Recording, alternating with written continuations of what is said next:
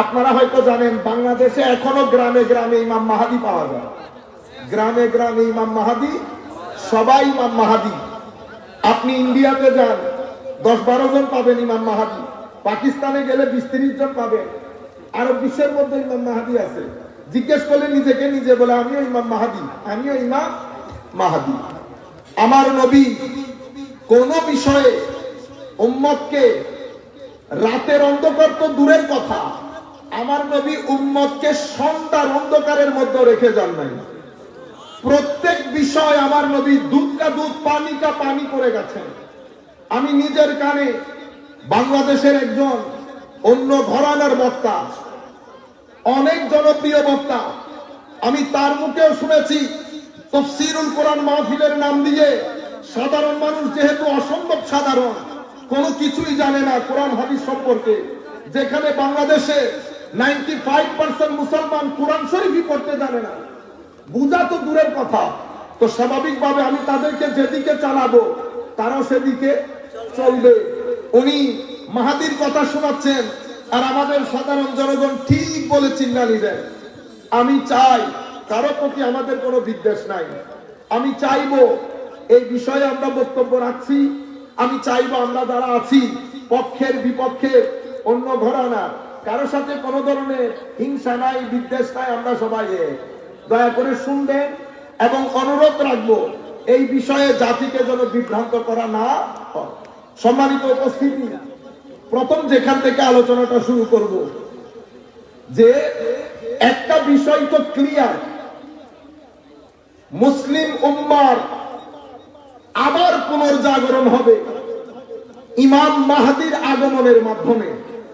এটা নিয়ে উম্মতে মুসলিমার মধ্যে, আমি কি বলছি, উম্মতে মুসলিমার মধ্যে কোন শতাব্দীতে কোন ধরনের দ্বিমত ছিল না। এটার উপর ইজমাই উম্মত প্রতিষ্ঠিত হয়েছে। শিয়াদের সাথে শুধু আহলে সুন্নাত ওয়াল জামাতে এই আকীদার ক্ষেত্রে ফারাক এতটুকু, শিয়ারা বলে ইমাম মাহদির আগমন হয়ে গেছে।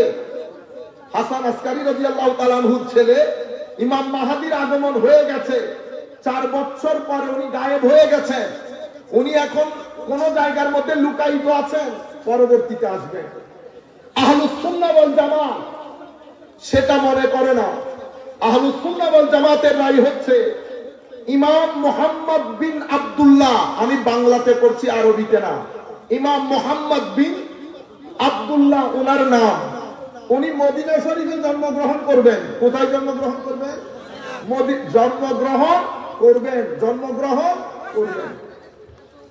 ইমাম মাহদী আলাইহিস সালাম, অনেকেই আবার অতিমাত্রায় রেশনাল আর্গুমেন্ট, বেশি ইন্টেলেকচুয়াল, ওনারা আবার ইমাম মাহদীকে অস্বীকার করেন।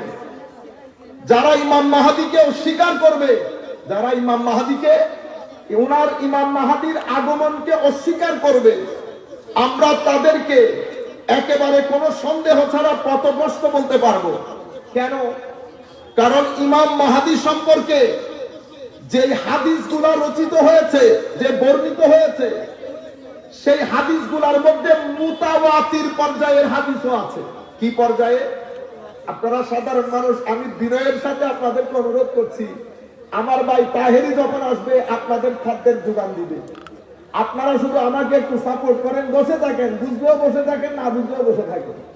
আমি আজকে ঘটনা হয় কি জানেন, আপনাদের মাধ্যমে মাহফিল জমাই, মাহফিল আপনাদের মাধ্যমে আপনাদেরকে বসে মোস্টলি আমি কথা শোনানোর চেষ্টা করি বাইরের মানুষকে, আপনাদেরকে না।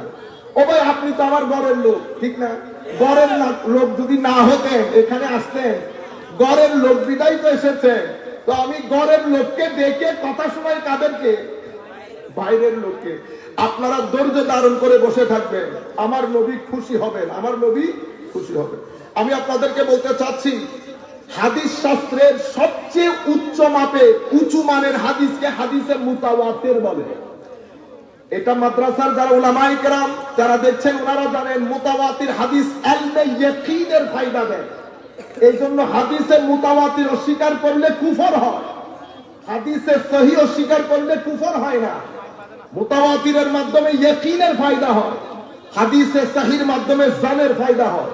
যাই হোক, এই সংক্রান্ত হাদিস কিছু মুতাওয়াতির, কিছু মরফু, কিছু সহিহ, কিছু হাসান, কিছু দাঈফ আমার সম্মানিত শিক্ষকের মুখে শুনেছি।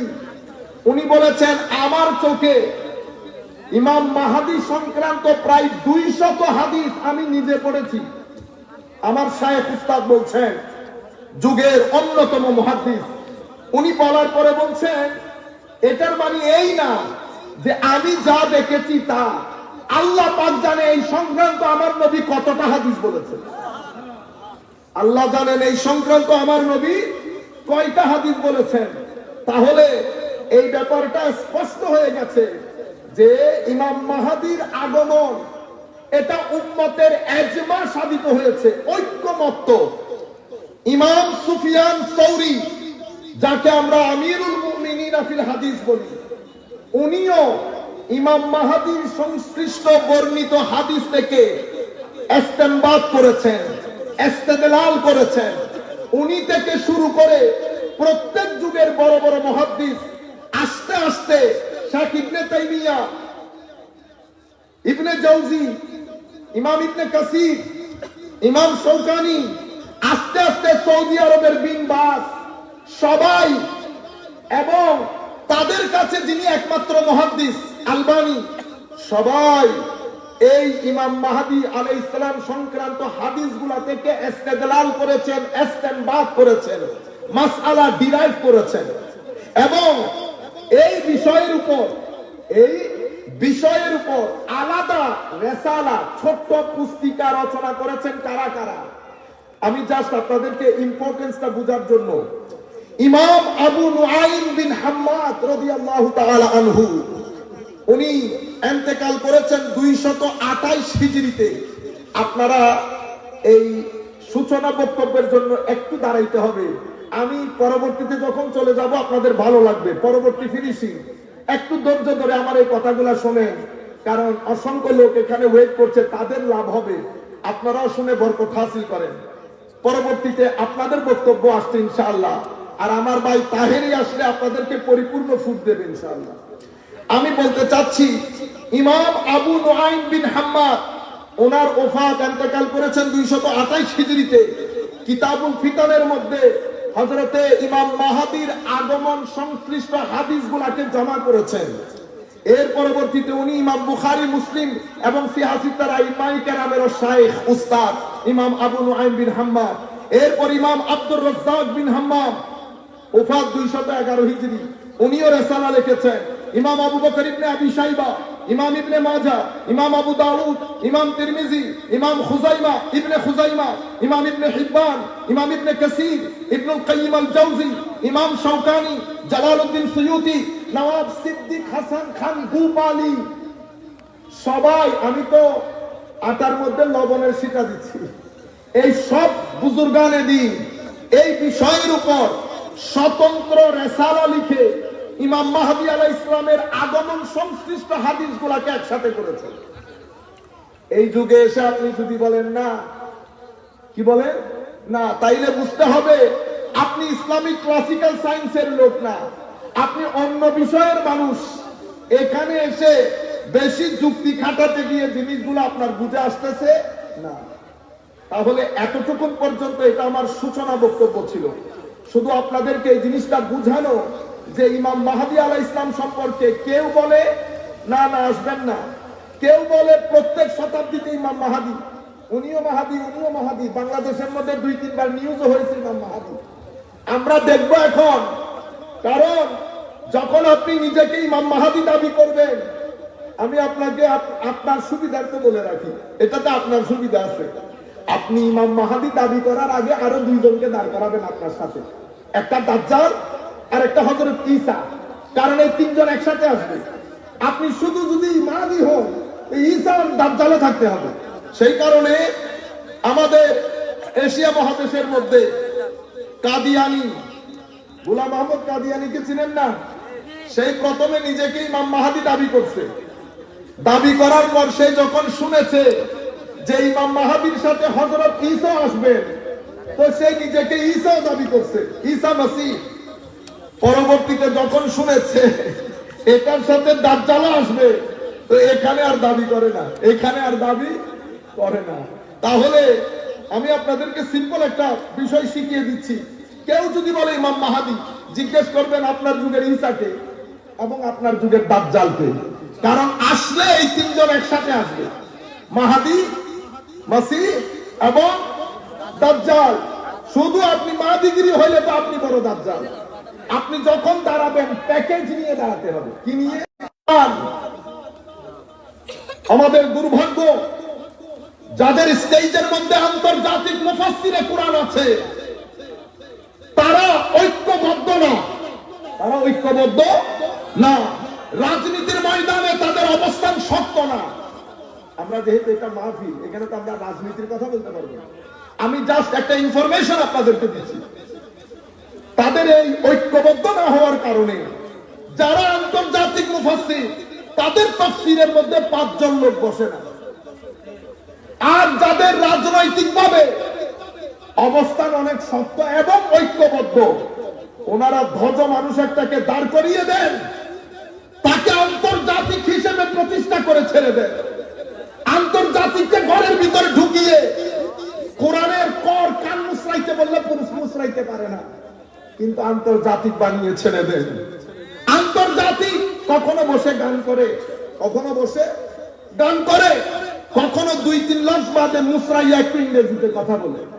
আপনারা বুঝতে পেরেছেন? আজীব। আল্লাহর ঘরগুলাকে মুনহাদিম করার জন্য, ধ্বংস করার জন্য, ভেঙে চুরমার করার জন্য চেষ্টা প্রচেষ্টাও করে। সেই ব্যক্তির চেয়ে বড় জালেম কে হবে? আমার আল্লাহ বলছেন। এরপরে কি? উলাইকা মা কানা লাহুম আন ইয়াদখুলুহা ইল্লা খাইফিন। এরাই অবনত মস্তকে ভীত সন্ত্রস্ত হয়ে আল্লাহর ঘর মসজিদে ঢুকা বাদে তাদের হাতে অন্য কোনো গত্যন্তর থাকবে না। আমার আল্লাহ একটা দিকে ইশারা দেয় নাই? আয়াতের অর্থ আবার বলছি, আবার বোঝার চেষ্টা করেন। সেই ব্যক্তির চেয়ে বড় জালেমকে, অত্যাচারী, যেই ব্যক্তি আল্লাহর ঘরে আল্লাহর নামের স্মরণ করা থেকে মানুষকে বিরত রাখে, প্রতিবন্ধকতার সৃষ্টি করে, বাধার সৃষ্টি করে এবং আল্লাহর ঘর ধ্বংস করার পায়তারা করে, সেই ব্যক্তির চেয়ে বড় জালেমকে। উলাইকা মা কানা লাহুম, এদের কাছে অন্য কোনো গত্যন্তর থাকবে না। আল্লাহর ঘরে অবনত মস্তকে ভীত সন্ত্রস্ত হয়ে এরা প্রবেশ করবে। লাহুম খিজিয়ুন ফিদ দুনিয়া, তাদের জন্য দুনিয়ার জীবনে অপমান এবং লাঞ্ছনা। ওয়া ফিল আখিরাতি আযাবুন আযীম, আখিরাতে আমি তাদের জন্য দর্দনাক কঠোর আযাবের ব্যবস্থা করেছি। তাইলে আয়াতের মধ্যে আমার আল্লাহ কি বলছেন? আমি এখন একটা প্রেক্ষাপট আপনাদেরকে তুলে ধরি। মুফাসসিরিনে কেরাম ইমাম তাবারি, ইমাম সুদ্দি আল কবীর, যিনি হযরতে আব্দুল্লাহ ইবনে আব্বাস রাদিয়াল্লাহু তাআলা আনহুর জলিলুল কদর ছাত্র, ইমাম সুদ্দি আল কবীর, উনিও এদিকে একটু ইশারা দিয়েছেন। আমরা কোনো আলেম না, মুফাসসিরও না, না না কোনো কিছুই না, অসম্ভব সাধারণ একজন ছাত্র। আমি আপনাকে মসজিদে কুদসের সাথে এই আয়াত আপনার প্লেটে দিলাম, আপনি মসজিদে বাইতুল মুকাদ্দাসকে সামনে রাখেন। আমার আল্লাহ বলছেন, ওয়ামান আযলামু মিম্মান মানা মাসাজিদাল্লাহি আন ইউযকারা ফিহা ইসমুহু।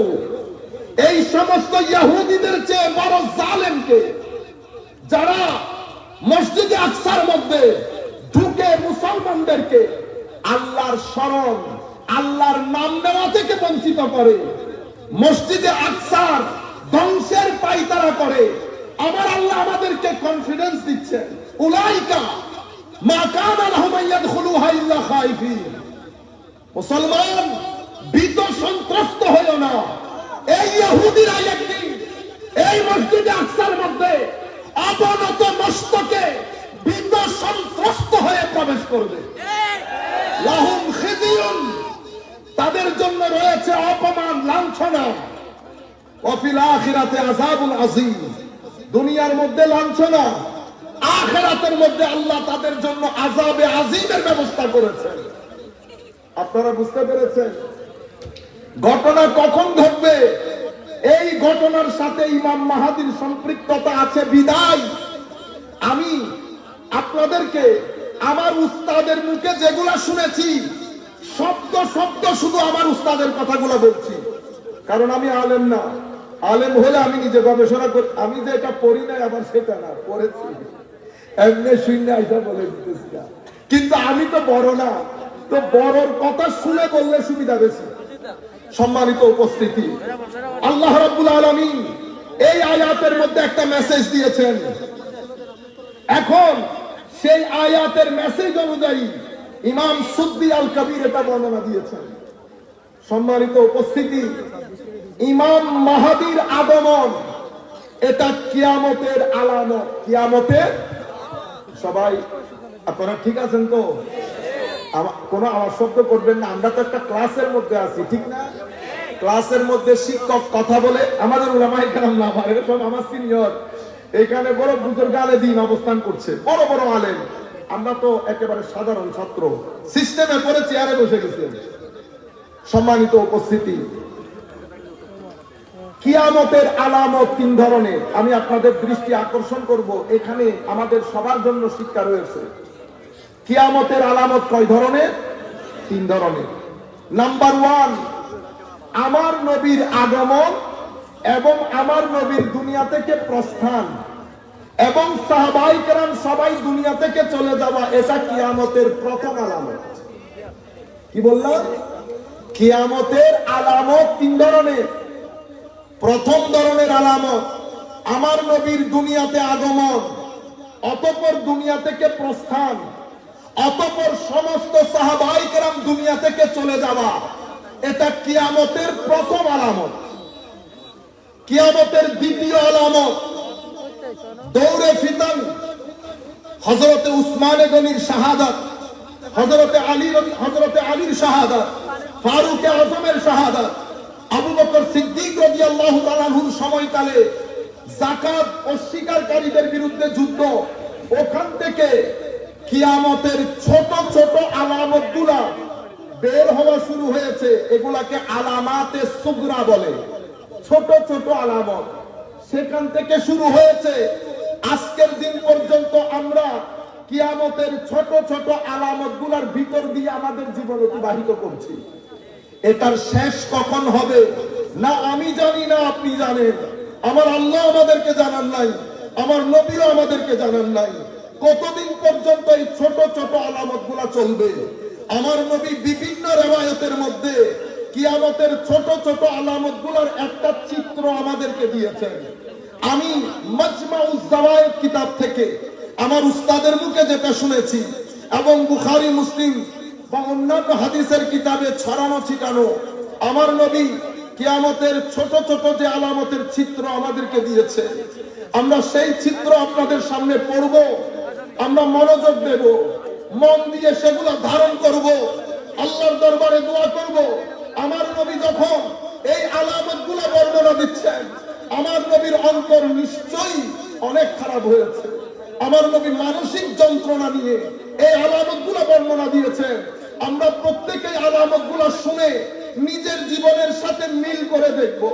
যদি কোনোটা আমার সাথে মিলে যায়, আল্লাহর দরবারে তওবা করে বলবো, আল্লাহ, ইমামুল মুরসালিন নবীর মুখ নিঃসৃত কিয়ামতের আলামত সংশ্লিষ্ট বর্ণিত কোন হাদিসের সাথে যেন মাওলা আমার জীবনের সাথে সংশ্লিষ্টতা না থাকে। মাওলা, আমি যেন ওখান থেকে পাক পবিত্র হয়ে পৃথিবী থেকে যেতে পারি। সবাই বলেন আমিন। সম্মানিত উপস্থিতি, আমার নবীকে মিস করবেন। আমার নবীর মহব্বতে কান্না না আসলেও চোখ দিয়ে কান্না কান্না ভাব দেখাবে। কোনদিন সপ্তাহে অন্তত একবার রাত্রে বেলা মানুষ, আপনার ঘরের মানুষ যখন শুয়ে যাবে, সোফার মধ্যে বসে কোন একটা নাচ পড়ে আমার নবীর দিকে তাওয়াজ্জু দেবে, মিস করার ভাব দেখাবেন। একবার যদি আমার নবীর তাওয়াজ্জু নসিব হয়ে যায়, তো মনে রাখবেন দুনিয়াও জান্নাতে পরিণত হবে, কবরও জান্নাতে পরিণত হবে। আমার নবীর আশিক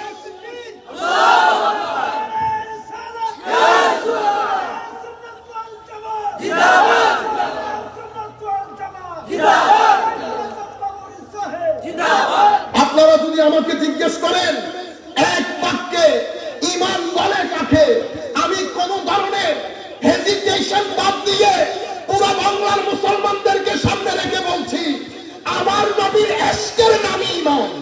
আমার নবীর ইশক যার ভিতরে থাকবে সেই মুমিন হবে। আমার নবীর আদব ইশক তাজিম মুহাব্বত যার ভিতরে থাকবে না, তার ভিতরে আর সব কিছু থাকতে পারে, ঈমান থাকতে পারে না। ঈমান একটা আবহাওয়া চাই, সেটা আমার নবীর প্রতি আদবের আবহাওয়া।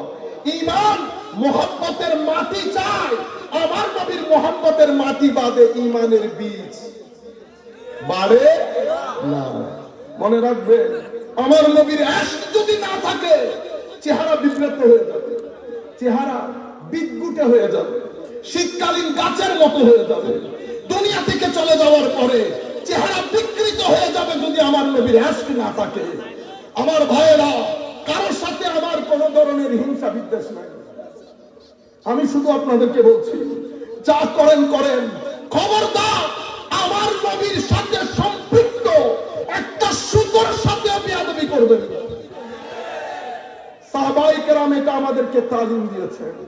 সাহাবায়ে কেরাম আমার নবীর ক্ষেত্রে এলমের রাস্তায় হাঁটে নাই, সাহাবায়ে কেরাম আকলের রাস্তায় হাঁটে নাই।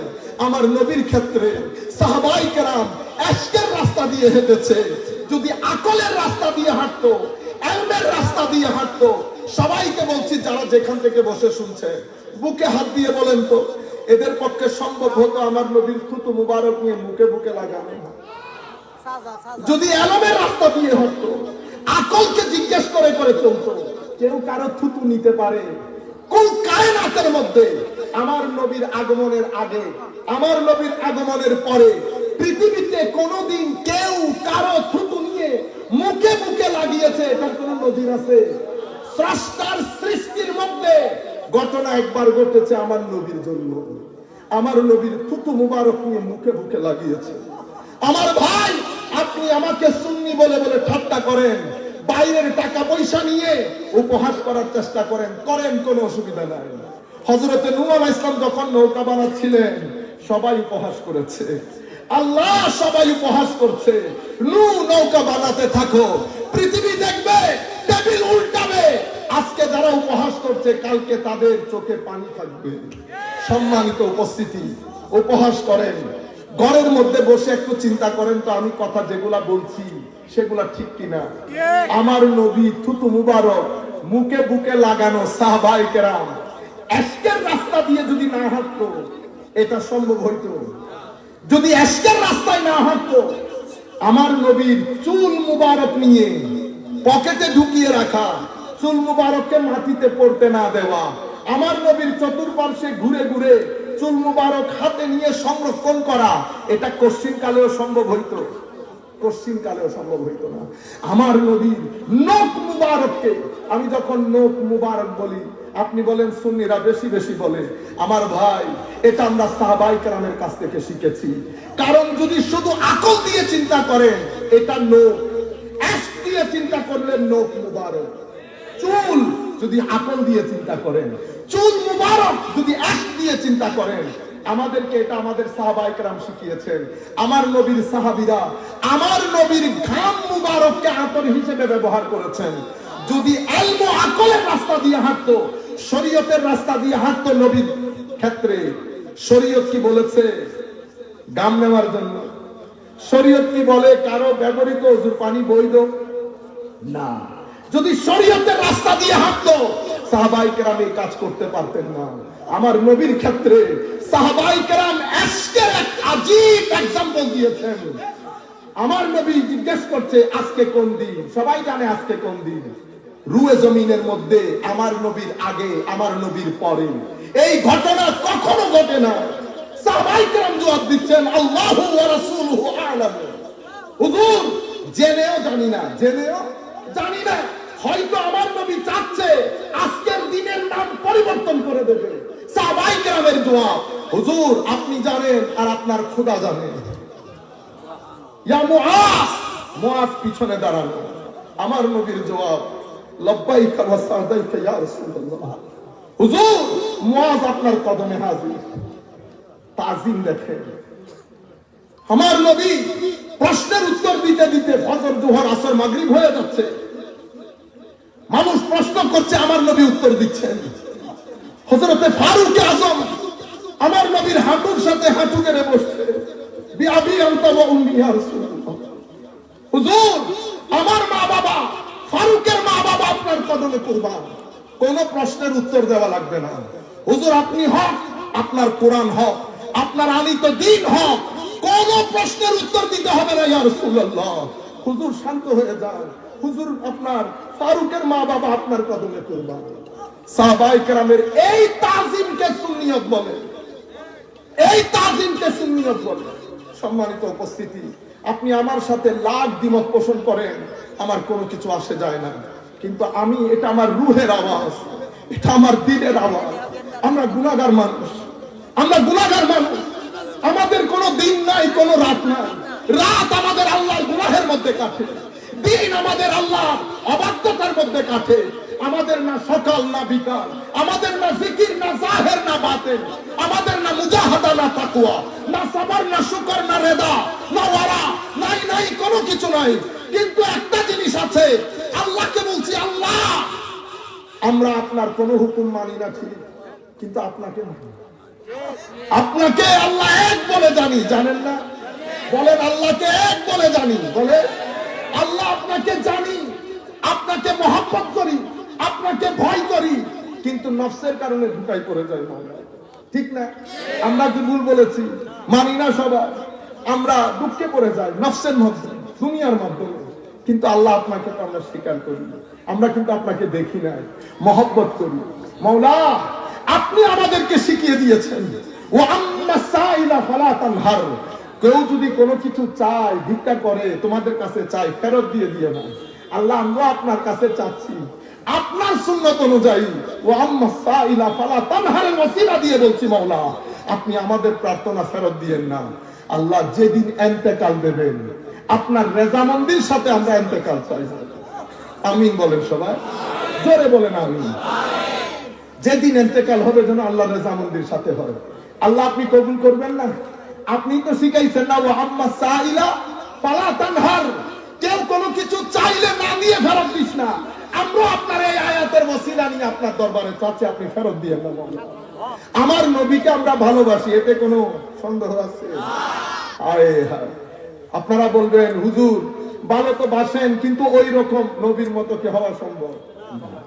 আমরা গুনাই পড়ে যাই, দুঃখে পড়ে যাই, কিন্তু আমার নবীকে যে আমরা প্রেম করি, এতে কোনো সন্দেহ নাই। আল্লাহর দরবারে দোয়া, আল্লাহ যেন আমাদের এই প্রেমকে আমাদের ইত্তেবায় পরিণত করে, এটার মধ্যে আমাদেরকে যেন ইস্তেকামত নসিব করে। সবাই আমিন বলেন। সম্মানিত উপস্থিতি, কিয়ামতের আলামত তিন ধরনের। প্রথম, আমার নবীর আগমন, আমার নবীর প্রস্থান এবং সাহাবায়ে কেরামের চলে যাওয়া, এটা প্রথম। দ্বিতীয়, এগুলো আমি কিয়ামতে আলামাতে সুগরা, ছোট আলামত। ছোট আলামত গুলা ওই একদম প্রথম যুগ থেকে শুরু হয়েছে, যুদ্ধ, বিগ্রহ, শাহাদাত, এগুলাকে দৌড়ে ফিতান বলে। আস্তে আস্তে উম্মতে মুহাম্মাদি আব্বাসী আমলে তাতারি, খালাকু, চেঙ্গিস খান, মঙ্গল, এদের মাধ্যমে উম্মতে মুসলিমার ইতিহাসে সবচেয়ে বেশি দুর্দিনের শিকার হয়েছেন তাতারিদের হাতে। এক ব্যক্তি আমাকে, বাইরের লোক আমাকে বলছেন, তোমাদের উত্থান সম্পর্কে তোমরা কি মনে হয়, সম্ভব হবে কখনো? আমরা বলছি এখন তো আমাদের জন্য কিছুই না। আমরা যখন 654-652 হিজরির দিকে তাতারিরা, মঙ্গলরা, চেঙ্গিস খান এবং এরা মিলে উম্মতে মুসলিমা 21 থেকে 22 লক্ষ মুসলমান হত্যা করেছে। কয় লক্ষ? 21 থেকে 22 লক্ষ মুসলমান হত্যা করেছে। 4-5 দিন ফুরাত নদী মুসলমানের রক্তে লাল ছিল।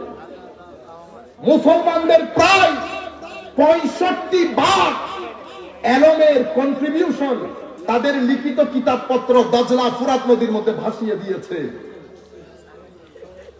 50 বছর রুয়ে জমিনের মধ্যে মুসলমানদের রেগুলার কোনো খেলাফত ছিল না। অত্যাচারের এক আজীব তামাশা, আজীব দুনিয়া ছিল। আজকে মসজিদ আকসার মধ্যে যেটা হচ্ছে, সেটা ওই তুলনায় কোনো কিছুই না। 50 বছর পরে মুসলমানরা আবার দাঁড়িয়ে যায়। বলেন দেখি কিসের ভিত্তিতে দাঁড়ায়? আল্লাহর ওলিদের রুহানি নজর দিয়ে। কিসের ভাবে? আল্লাহর ওলিদের রুহানি নজরের মাধ্যমে। আবার এই তাতারিরা ইসলাম কবুল করে, অতঃপর তুর্কির উসমানী আমলে মুসলমানরা ফির 500 বছরের বেশি কুল কায়নাতের মধ্যে মুসলমানের হুকুমত প্রতিষ্ঠিত হয়। কিন্তু ওই 50 বছর মুসলমানদের মধ্যে একটা কালো অধ্যায় ছিল, শুনশান নীরবতা। কারণ মুসলমানরা পারস্পরিক যুদ্ধ লোক, যেটা আজকের দিন পর্যন্ত মুসলমানরা ছাড়তে পারে নাই। মুসলমানদেরকে 5 টাকা দিলে কিনা যায়, যত বড়ই হন, যত বড়ই হন, এই লোক, এই লালসা, এই দুনিয়াদারি। আমার আল্লাহ বলেছেন, বান্দা আমি সময় দিয়েছি, সময় দিয়েছি, সময় দিয়েছি, কেউ শুনে নাই। তারা আছে পরস্পর গ্রুপিং এর মধ্যে, ফেরকা, এখানে ও ওখানে। বাবার ইন্তেকালের পরে হুকুমত কাকে দেয়া হবে, 5 ছেলের মধ্যে ভাগ করে করে মুসলমান দুর্বল হতে হতে এমন অবস্থায় পৌঁছেছে, মঙ্গোলিয়ারা এসে মুসলমানদেরকে কচু কাটা কাটে। সেই মুসলমান প্রায় 50 বছর আওয়াজ শব্দ করার লোক নাই। আল্লাহর ওলিদের রুহানি নজর, মুসলমানরা আবার ঐক্যবদ্ধ হয়, তারা ইসলাম কবুল করে। সেই কারণে গত 200 বছর ধরে উম্মতে মুসলিমার দেশে দেশে তাসাব্বুফকে কালার করার জন্য, সুফিয়ায়ে কেরামকে নতুন প্রজন্মের সামনে প্রশ্নবিদ্ধ করার জন্য কোটি কোটি টাকা খরচ হয়। একটা নতুন ডায়ালগ তৈরি করা হয় প্ল্যান মোতাবেক। মাজার পূজা, মাজার পূজা, এটার পেছনে একটা হিস্টোরিক্যাল ব্যাকগ্রাউন্ড আছে। এটার জন্য আমরাও দায়ী। মাজারাতের জিয়ারতের জন্য আমার নবীর দেওয়া সুন্নতে রাসূল আছে, নাই? বলেন, জোরে বলেন, সুন্নতে রাসূল নাই? আমার নবীর দেওয়া সুন্নত অনুযায়ী আমরা জিয়ারত করব। সেই জিয়ারতের মধ্যে আপনারা যদি বাচ্চা নিয়ে গিয়ে আপনাদের তর্জ তরিকা অনুযায়ী জিয়ারত করেন, জিয়ারত আর জিয়ারত থাকে না, পূজা হয়ে যায় তাদের ভাষ্য মতে। প্রত্যেক জায়গার মধ্যে ইফরাত এবং তাফরীত। আমরা কি করেছি? ফরজকে তুলে মুস্তাহাবের কাতারে দাঁড় করিয়েছি, মুস্তাহাবকে ফরজের কাতারে দাঁড় করিয়েছি। আরেকজন এসে তাফরীত করেছে। কি করেছে? তাফরীত। ইফরাতের মাধ্যমে দ্বীনের ভিতরে গুলুব এবং বেদাত ঢুকেছে। আরেক দল মাজার জিয়ারতকে অস্বীকার করে দিয়েছে। কি বললো? মাজার পূজা। এরা করেছে তাফরীত। এদের মাধ্যমে উগ্রতা ঢুকেছে, বেয়াদবি ঢুকেছে। তাইলে কয়টা হলো? ইফরাত মুখস্থ করে ফেলে। ইফরাত মানে গ্লাসে পানি 1 লিটার, আপনি দিয়ে ঢেলে দিলেন 1.5 লিটার, গ্লাসে পানি থাকবে, বাকিগুলা পড়ে যাবে। এটাকে ইফরাত বলে। আপনি এটার মাধ্যমে দ্বীনে গুলু এবং বেদাত ঢুকে যায়। আপনি যেহেতু বেশি ঢেলে দিয়েছেন। আর একটা তাফরীত, এরা কি করেছে? 1 লিটারের মধ্যে 1/2 লিটার দিয়েছে, 1/2 লিটার ফাঁকা। এটাকে বলে তাফরীত। এটার মাধ্যমে দ্বীনে উগ্রতা ঢুকে, মারামারি কাটাকাটি ঢুকে, তাসাদ্দুদ ঢুকে, বেদাত ঢুকে, বেয়াদবি ঢুকে। আমাদেরকে কোথায় থাকতে বলেছে? আমাদেরকে বলেছে উম্মাতান ওয়াসাতা, ইতিদাল। আমাদেরকে থাকতে বলেছে মাঝখানে। না ইফরাত করব, না তাফরীত করব। কিভাবে বাঁচবো? আমাদের ফুকাহায়ে কেরাম, হায় হায়, মারা যেমন, শিক্ষক যেমন ছেলের জন্য অঙ্কের লিস্ট করে দেয় না, চার্ট। আপনারা চার্ট লাগিয়ে রাখেন না? চার্ট কি নিজে বানান না শিক্ষক বানায়? কেন গুগল করে করে নিজে বানাইতে পারলেন না? বানাইতে পারবেন না? শিক্ষকের চার্ট বানিয়ে দেয়। আমার ছেলেরা এই চার্ট গুলা দেখে দেখে মুখস্থ করে পরবর্তীতে অঙ্কের মাস্টার হয়, ইংরেজির মাস্টার হয়, টেন্সের মাস্টার হয়। ঠিক একই ভাবে উম্মতে মুসলিমার ফুকাহায়ে কেরাম শরীয়তের থাক বানিয়ে দিয়েছেন।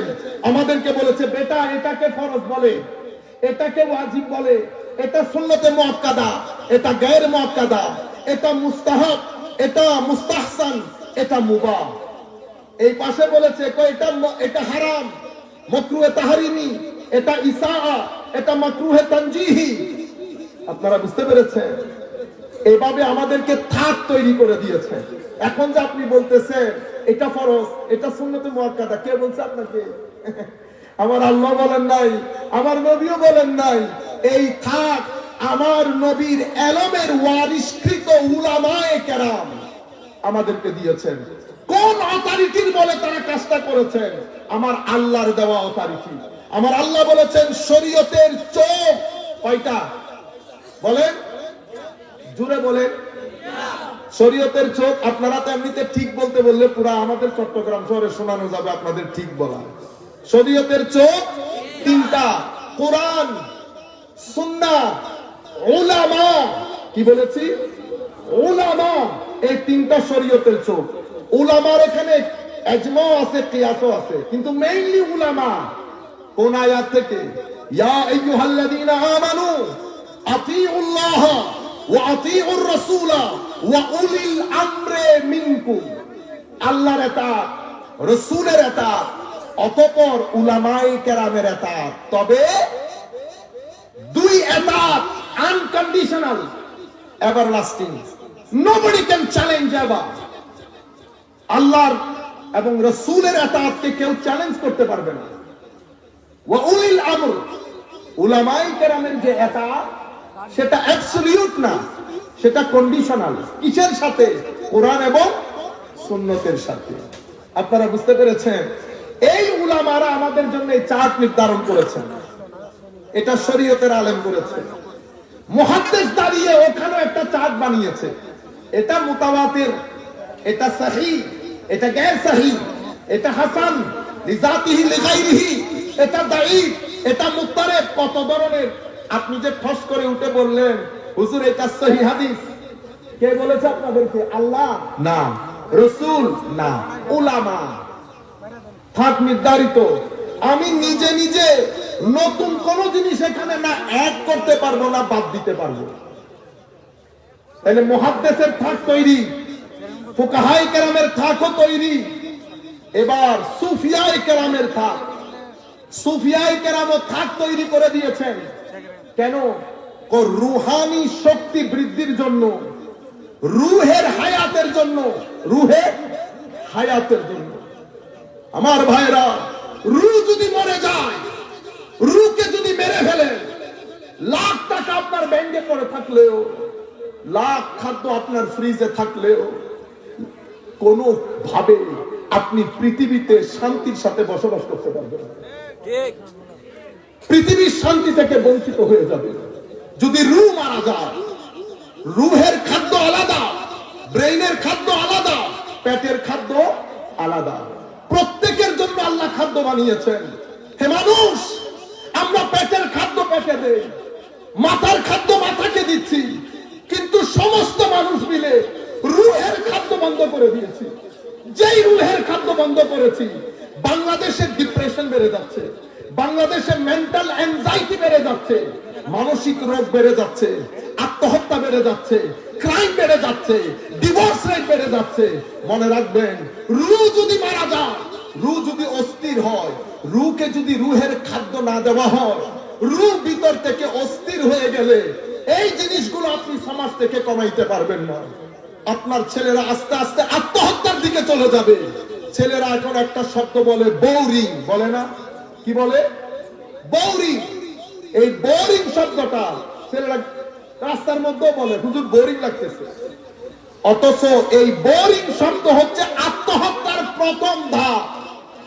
বোরিং যখন সামনে যেতে যেতে ম্যাচিউর হতে হতে একেবারে শেষ পর্যায়ে চলে যায়, এই ছেলেটা শেষ পর্যন্ত আত্মহত্যা করে। কি আপনারা হয়তো সেটা বুঝতে পারছেন না। নামাজ না পড়লে রূহ মরে যাবে, কোরআনের তিলাওয়াত বন্ধ হলে রূহ মরে যাবে, জিক্রে ইলাহি বন্ধ হলে রূহ মরে যাবে, দরুদ বন্ধ হলে রূহ মরে যাবে, মানুষকে সহযোগিতা করা বন্ধ করলে রূহ মরে যাবে, আত্মীয় স্বজনকে সহযোগিতা বন্ধ করলে রূহ মরে যাবে। মনে রাখবেন, আল্লাহর সৃষ্টি দেখা বন্ধ করে দিলে রূহ মরে যাবে। আল্লাহর সৃষ্টি দেখবেন, সারাদিন মোবাইল দেখেন, ঠিক না? একটা হচ্ছে হাতে হাতে সুবহানাল্লাহ বলা, সুবহানাল্লাহ সুবহানাল্লাহ, এটা মুখের সুবহানাল্লাহ। আপনি যখন সিলেটের শ্রীমঙ্গল দেখে আপনি বলবেন ওয়া সুবহানাল্লাহ, বলেন না? বলেন না? এই সুবহানাল্লাহ মুখ থেকে বের হয়েছে না এখান থেকে বের হয়েছে? এটা অন্তর থেকে বের হয়েছে। আল্লাহর সৃষ্টি দেখলে সুবহানাল্লাহ অন্তর থেকে বের হয়। এই জন্য আল্লাহর সৃষ্টি দেখলে রূহ জিন্দা হয়। রূহ জিন্দা, মানুষকে সহযোগিতা করলে রূহ জিন্দা হয়। এবং আল্লাহর সৃষ্টি নিয়ে তাদাব্বুর করলে, চিন্তা করলে রূহ জিন্দা হয়। হে ভাইরা, আপনারা আমার কথা না শুনেন কোনো অসুবিধা নাই, কিন্তু রূহ জিন্দা করেন, রূহকে ইগনোর করবেন না, রূহকে হেলা ফেলা মনে করবেন না। রূহ যদি মারা যায়, আমেরিকা পাগল হয়ে গেছে, ইংল্যান্ড পাগল হয়েছে, ওয়েস্টার্ন কান্ট্রি, স্ক্যান্ডিনেভিয়ান কান্ট্রি পাগল হয়ে গেছে দিন বাদ দিয়ে। দিনের রূহ মেরে দেওয়ার কারণে মানুষের রূহ মারা গেছে। আত্মহত্যা, ড্রাগ ডিলিং, ক্রাইম, সমস্ত কিছু আসমানে। আমেরিকার মধ্যে 3 দিন পর পর ছেলেরা বের হয়ে ব্রাশ ফায়ার করে 20-30 জন মেরে ফেলে না? ফেলে কিনা বলে? ফেলে কিনা? জি, হ্যাঁ না না? হ্যাঁ। এই কাজগুলো কেন হয়? আপনার রূহ মারা গেছে। আমেরিকা বুঝতে পেরেছে দিন বাদ দিয়ে বড় ভুল করেছে, ওয়েস্টার্ন কান্ট্রিও বুঝতে পেরেছে দিন বাদ দিয়ে বড় ভুল করেছে। এখন ব্যাক করার কোনো সুযোগ নাই। আল্লামা ইকবালকে স্যালুট করি। ইকবাল বলে গেছে, হে ইউরোপ, তোমরা যে সংস্কৃতি দাঁড় করিয়েছো, এই সংস্কৃতির তালোয়ারে তোমাদেরই গলা কাটা যাবে আগে। সেই জায়গায় ইউরোপ এসে দাঁড়িয়েছে। এখন তাদের টার্গেট কি? টার্গেট হচ্ছে জু ইহা হুয়া ইয়ে ওহা ভি হো। যেটা এখানে ঘটেছে সেটা ওখানেও ঘটুক। সনম মেনে ছুকে মারা তুজে লেকে মরে। যেহেতু আমি মারা গেছি তো তোকে নিয়েই মারা যায়। সেই কারণে আপনাদেরকে ওয়েস্টার্নাইজ করার চেষ্টা করা হচ্ছে। টিভি দিয়ে, টক দিয়ে, টিভির পাঠক পাঠিকা দিয়ে, আর্ট এবং কালচারের নাম দিয়ে অশ্লীলতার বাজার গরম করে, অশ্লীলতার বাজার গরম করে তারা চাচ্ছে আপনাদেরকে ওয়েস্টার্নাইজ করতে, যেন তারা যেই সমস্যাগুলা ফেস করছে একই সমস্যা যেন আমরাও ফেস করি। বুঝতে পেরেছেন? আমরা আত্মহত্যা চাই না। আমরা এখনো যদি আমার নবীর দেওয়া বিধানে ফেরত আসি, মিথ্যা বলবো না, গালি দেব না, ভদ্র হব, বড়কে সম্মান করব, ছোটকে স্নেহ করব, মাজারাতের জিয়ারত করব, কোরআনের তিলাওয়াত করব। দুনিয়া উল্টে গেলেও ফরজ নামাজ বাদ দেব না। আমার নবীর এক তাজিমের ক্ষেত্রে পুরো দুনিয়া কুরবান করে দিতে রাজি থাকব। যেই তারিখ থেকে আমরা এই অবস্থানে আসব, আল্লাহর ইজ্জতের কসম, পৃথিবীতে আমরা শান্তি বিক্রি করতে পারব। পৃথিবীর জমিনে সবকিছু আছে, শান্তি নাই। শান্তি শুধু মদিনার বাজারে, শান্তি শুধু আমার নবীর দরুদে, শান্তি শুধু আউলিয়ায়ে কেরামের মাজারে।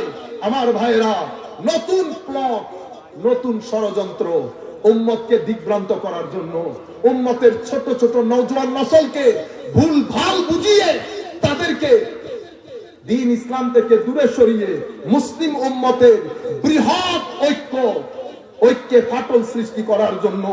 হে যুবক, আপনাকে বোঝানো হচ্ছে আমরা আহলে সুন্নাত ওয়াল জামাত কেন? আমরা তো মুসলমান।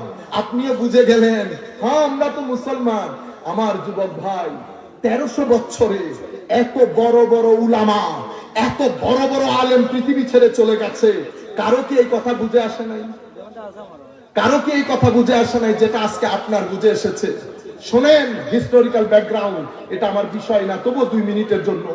হে আমার ভাই, উম্মতে মুসলিমা যখন দৌড়ে ফিতনার সময়কালে পতিত হয়, এখানে মুনাফিক এলিমেন্ট জয়েন করে উম্মতে মুসলিমার সাথে।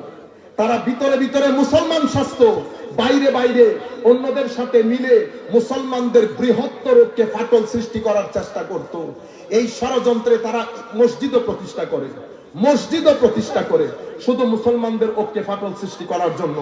কোরআন বলছে, ওয়াল্লাযীনা ইত্তাখাযু মাসজিদান দিরারান ওয়া কুফরান ওয়া তাফরীকান বাইনাল মুমিনিন ওয়া ইরসাদান লিমান হারাবাল্লাহ ওয়া রাসূলা। মসজিদ প্রতিষ্ঠা করেছে। উম্মতে মুসলিমা ফিতনার সময়কালে যখন ফারুক আজম শহীদ হলেন, উসমানে গনি শহীদ হলেন, হযরত আলী শহীদ হলেন। উম্মতে মুসলিমার দিন যখন পৃথিবীর ঘরে ঘরে পৌঁছে গেছে, মুনাফিক শ্রেণী মিলে উম্মতে মুসলিমার কিছু কিছু ছেলেদেরকে বুঝিয়ে ভুলবার, কেউ শিয়া হয়েছে, কেউ খারেজি, কেউ রাফেজি, কেউ জাবরি, কেউ কদরি, কেউ মুতাজিলি, এক এক ফিরকা, সবাই মুসলমান। মুতাজিলিরা নিজেদের নাম দিয়েছে আসহাবুত তাওহীদ ওয়াল ইতিদাল, তৌহিদবাদী জনতা। কি বাদী জনতা? তৌহিদবাদী জনতা, আসল মুসলমান। সেই সময় অবস্থা দেখুন, দেখছে বিদ্যুটে হয়ে যাচ্ছে। মেইন স্ট্রিম মুসলমান যারা সংখ্যায় 95 ভাগেরও বেশি, মেইন স্ট্রিম মুসলমানকে এই সমস্ত ফেরকাগুলা থেকে আলাদা করার জন্য উম্মতে মুসলিমার উলামায়ে কেরাম মুসলমানদেরকে আরেকটা টাইটেল দেয়, আহলুস সুন্নাতে ওয়াল জামাআহ। এটার উপর গত 1300 বছরে মুসলিম উম্মার ঐক্যমত্য প্রতিষ্ঠা হয়। কি মুহাদ্দিস, কি মুফতি, কি মুফাসসির, কি উলামা, কি সাধারণ শ্রেণী, নর্থ থেকে সাউথ, উত্তর থেকে দক্ষিণ, পূর্ব থেকে পশ্চিম, যেখানেই যান উম্মতে মুসলিমার মেইন স্ট্রিম যারা ঐক্যবদ্ধ হয়েছে তাদের নাম কি দেওয়া হয়েছে? আহলুস সুন্নাতে। তাইলে মুসলমানদের ঐক্যবদ্ধ বডির নাম হচ্ছে আহলুস সুন্নাহ ওয়াল জামাত। বিশ্ব উঠে পড়ে লেগেছে এই ঐক্যবদ্ধ বডি, এটাকে খান খান করার জন্য, বিভিন্ন পাঠ করার জন্য নতুন নাম শিখিয়ে দিয়েছে। আমরা সুন্নি কেন? আমরা তো মুসলমান। ও ভাই, আমরা কি বলেছি? আমরা শুধুই সুন্নি। আমরা সুন্নি কাকে বলি? যে ব্যক্তি আমাকে জিজ্ঞেস করে আপনি কোন ফিরকার লোক, শিয়া, খারেজি, রাফেজি, জবরি, কাদারি, কওমি, কোন ঘরানার লোক, তখন আমি পরিচয় দেই আমি আকীদাতান সুন্নি। আকীদাতান সুন্নি। আমাকে যদি ইংল্যান্ডে জিজ্ঞেস করে which country are you from, কোন দেশ থেকে আপনি, আমি কি বলবো? আমি উত্তর কাটকলি আজিম তালুকদার বাড়ি থেকে। কি বলবো? ফ্রম বাংলাদেশ। আমাকে যদি জিজ্ঞেস করে আপনার ধর্ম, আমি বলবো আই এম এ মুসলিম। কোন অসুবিধা হয়েছে? হয় নাই। এরপরে উনি আমাকে জিজ্ঞেস করলেন, ওকে ফেয়ার এনাফ, গুড, আপনি কোন গ্রুপে? তখন আমি বলি main stream, I M A সুন্নি মুসলিম। আপনি বুঝতে পেরেছেন কোন কন্ট্রাডিকশন হচ্ছে? সেম। আমি যখন ঢাকা এয়ারপোর্টে নেমেছি, আমাকে একই প্রশ্ন জিজ্ঞেস করেছে, ওয়ার আর ইউ ফ্রম? আমি কি তখন বলবো আই এম ফ্রম বাংলাদেশ? ঢাকার মধ্যে যদি আই এম ফ্রম বাংলাদেশ বলি, ইমিগ্রেশন অফিসার আমাকে বলবে ওনাকে মাথার ডাক্তারের কাছে নিয়ে যান, বলবে না? তখন আমাকে বলতে হবে I am from Chittagong. Chittagong এয়ারপোর্টে যখন আমাকে জিজ্ঞেস করবে ওয়ার আর ইউ ফ্রম, আমি তো বলতে পারবো না যে আই এম ফ্রম চিটাগং, আমি চিটাগের লোক। না না, তখন আমি থানা বলবো, থানা। থানায় যখন আমাকে জিজ্ঞেস করবে আপনি কোন বাড়ি, তখন আমি বলবো 10 নাম্বার ওয়ার্ড, বাড়ি উত্তর কাটকলি। সব আমার আইডেন্টিটি না? প্রথমে বাংলাদেশি বলছি এক জায়গায়, আরেক জায়গায় কনটেক্সটের কারণে। কিসের কারণে? কনটেক্সট, পরিস্থিতি সাপেক্ষে উত্তর। আমি উত্তর দিলাম আমি চট্টগ্রামে, আবার আমি উত্তর দিলাম আমি পাহাড়তলি থানা, আমি উত্তর দিলাম আমি 10 নং ওয়ার্ড, উত্তর কাটকলি, আজিম তালুকদার বাড়ি। প্রশ্ন আপনি কে? আমি মুসলমান। পরিস্থিতি সাপেক্ষে প্রশ্ন করেছে আপনি কোন ধরনের ইসলাম? সুন্নি মুসলিম। আপনি বুঝতে পেরেছেন কোন কন্ট্রাডিকশন হয়েছে? জিজ্ঞেস করছে আপনি কোন মাযহাব অনুসরণ করেন? হানাফি। আপনি কি তরিকা সুফির লোক? জি। কোন তরিকা? কাদেরি। আপনি বুঝতে পেরেছেন? যেই জিজ্ঞেস করবে তাকে বলবো। কোন কন্ট্রাডিকশন আছে? কিন্তু বিশ্বাস করে কোটি কোটি টাকা খরচ করে শুধু আহলুস সুন্নাত ওয়াল জামাতকে বদনাম করার জন্য। আমরা যারা আহলুস সুন্নাত ওয়াল জামাতের দাবিদার, আমাকে এক ভাই জিজ্ঞেস করেছে, ইন্ডিয়ান ভাই, আপনি যে সুন্নি আপনি কেমনে বুঝছেন? এগুলা ছেলেদেরকে করে। আল্লাহ, আমি কি বলছি আমি সুন্নি? চলেন একটা প্যারামিটার দাঁড় করাই দেই, এই প্যারামিটার বলবে কে সুন্নি কে অসুন্নি। কোন প্যারামিটার? আল্লাহ, যেই ব্যক্তি আমার নবীর প্রশংসা শুনলে খুশি হবে, আমার নবীর মহব্বতের কথা শুনলে চোখ দিয়ে পানি বের হবে, আমার নবীর মহব্বতের কথা শুনতে চাইবে, সেই ব্যক্তি সুন্নি। সেটা যদি আপনি করেন আপনি সুন্নি, আমি করলে আমি সুন্নি। বুঝতে পেরেছেন? যেই ব্যক্তি মাহফিলের মধ্যে, যার মজলিসে বসলে ছেলেরা আমার নবীর আদব তাজিম ইশক শিখবে, সেই ব্যক্তি সুন্নি। এটা যদি আপনি শোনান আপনি সুন্নি, আমি শুনাইলে আমি সুন্নি। এখন আপনি বলেন নবীর ইশকের কথা বাংলাদেশে, ইন্ডিয়ানে, পাকিস্তানে কারা বলে? আপনি বলেন না আমরা বলি? আপনারা বুঝতে পেরেছেন? যাই হোক, তাইলে কিয়ামতের আলামত, দ্বিতীয় আলামত হচ্ছে আলামতে সুগরা। তখন থেকে শুরু হয়েছে, আমরা এই আলামতগুলা দিয়ে দিয়ে যাচ্ছি। এটা কিয়ামতের দ্বিতীয় আলামত, এগুলোকে বলে আলামাতে সুগরা। কিয়ামতের তৃতীয় আলামত আলামতে কুবরা। আলামতে কুবরা মানে কিয়ামতের বড় আলামত। এটা কখন শুরু হবে আমরা জানি না। এগুলা কয়টা? এগুলা 12টা। কিয়ামতের বড় আলামত কয়টা? 10টা। এগুলাকে আবার কেউ অন্য রিওয়ায়াতের উপর ভিত্তি করে 12টাও বলেছেন, আমরা 10টার মধ্যে থাকি। কিয়ামতের বড় আলামত কয়টা? 10টা। তাইলে কিয়ামতের আলামত দুই প্রকার, সুগরা কুবরা। সুগরা কুবরা। কিয়ামতের আলামত জেনারেলি 3 ধরনের। আমার নবীর আগমন, আমার নবী দুনিয়া থেকে চলে যাওয়া, সাহাবায়ে কেরাম দুনিয়া থেকে চলে যাওয়া, এটা প্রথম। দ্বিতীয় কিছু ছোট ছোট আলামত, সেটা আমরা বলবো আপনাদেরকে। তৃতীয় এটা বড় আলামত। বড় আলামত 10টা। তোর মধ্যে বড় আলামতের প্রথম আলামত হচ্ছে হযরত ইমাম মাহদীর আগমন। হযরত ইমাম মাহদী। সুতরাং এগুলা নিয়ে খেলাফেলা করবেন না, মুসলমানের সাধারণ মানুষের ইমোশন নিয়ে খেলবেন না। কিয়ামতের বড় আলামত ইমাম মাহদী যখন আসবে, মাহদীর সাথে ঈসা আসবে, দাজ্জালও আসবে। আমার নবী বলছেন আমার উম্মতের মধ্যে 30 জন দাজ্জাল হবে, যারা প্রত্যেকেই দাবি করবে তারা নবী, তারা নবী। এবং আখেরি দাজ্জাল আসবে ইমাম মাহদীর সময়কালে। আখেরি দাজ্জাল আসবে ইমাম মাহদীর সময়কালে। আমার নবী সাল্লাল্লাহু আলাইহি ওয়াসাল্লামের ইরশাদ করেন, ইমাম আহমদ ইবনে হাম্বল ওনার মুসনাদের মধ্যে বর্ণনা করছেন, আন আলী রাদিয়াল্লাহু তাআলা আনহু قال قال رسول الله সাল্লাল্লাহু আলাইহি ওয়াসাল্লাম। সবাই একবার বলেন সাল্লাল্লাহু আলাইহি। আমরা যখন হাদিস পড়ব আপনারা একটু সাল্লাল্লাহু আলাইহি ওয়াসাল্লাম বলেন, একটু সওয়াব হয়ে যাক এটার মাধ্যমে। আমার নবী ইরশাদ করছেন, লা তাকুমুস সাআ হাত্তা ইউলতামাসু রাজুলুম মিন আসহাবি কামা তুলতামাসু আও তুবতাগা আদ-দাল্লা ফালা ইউজাদ। ততক্ষণ পর্যন্ত কিয়ামত হবে না যতক্ষণ পর্যন্ত আমি নবীর একজন সাহাবী জমিনের মধ্যে থাকবে। অবস্থা এমন হবে, মানুষ সাহাবী খুঁজবে যেভাবে মানুষ তাদের হারিয়ে যাওয়া জিনিসকে খোঁজে। খুঁজতে খুঁজতে খুঁজতে যখন জমিনের মধ্যে কোন সাহাবী পাবে না, তো মনে করবে কিয়ামত সন্নিকটে এসে গেছে। এগুলা হচ্ছে কিয়ামতের ছোট ছোট আলামত গুলা। এটার মাধ্যমে কিয়ামতের যাত্রা শুরু। আমার নবী সাল্লাল্লাহু আলাইহি ওয়াসাল্লাম, আমার নবীর মুগিবাত, ইলমে গায়েব, গায়েব সম্পর্কে আমার নবীর জ্ঞানের গভীরতা দেখেন। তাতারীরা আমার নবীর পরে প্রায় 600 বছর পরে, তাতারী, চেঙ্গিস, খালাকুকান, এরা আক্রমণ করে উম্মতে মুসলিমার ধাজিয়া উড়িয়ে দেবে। এই কথা আমার নবী, আমার নবীর সময়কালে নবুয়তের রাডার গুড়িয়ে গুড়িয়ে উম্মতকে জানান দিয়েছে। কোন কথা বাদ রাখেন নাই আমার নবী, প্রত্যেক কিছু জানিয়েছেন। এই হাদিস হয়তো আপনাদের জন্য নতুন হবে। আমার নবী সাল্লাল্লাহু আলাইহি ওয়াসাল্লাম, এটা বুখারী শরীফের মধ্যে ইমাম বুখারী বর্ণনা করেছেন, আর অসংখ্য হাদিসের কিতাবের মধ্যে এসেছে।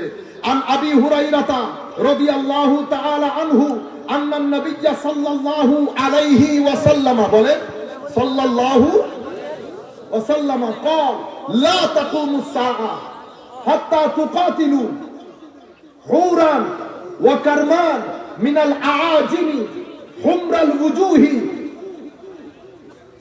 فص الأنوف صغار الأعين وجوههم المجان المطرقة نعالهم الشعر أو كما قال النبي صلى الله عليه وسلم। শব্দের গুলোর মধ্যে একটু জটিলতা আছে, চোখেও ভালো করে দেখতেছি না বিদায় কোন জের জবরে যদি ভুল হয়ে থাকে আল্লাহর দরবারে ক্ষমা চাচ্ছি।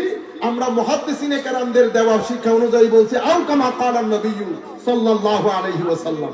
আমার নবী ইরশাদ করছেন, হায় হায়, কিয়ামত ততদিন সংগঠিত হবে না যতক্ষণ পর্যন্ত হাত্তা তুকাতিলু অনারব জাতি হুর এবং কেরমান নামক জায়গায় আমার উম্মতের সাথে হত্যা যজ্ঞে লিপ্ত হবে।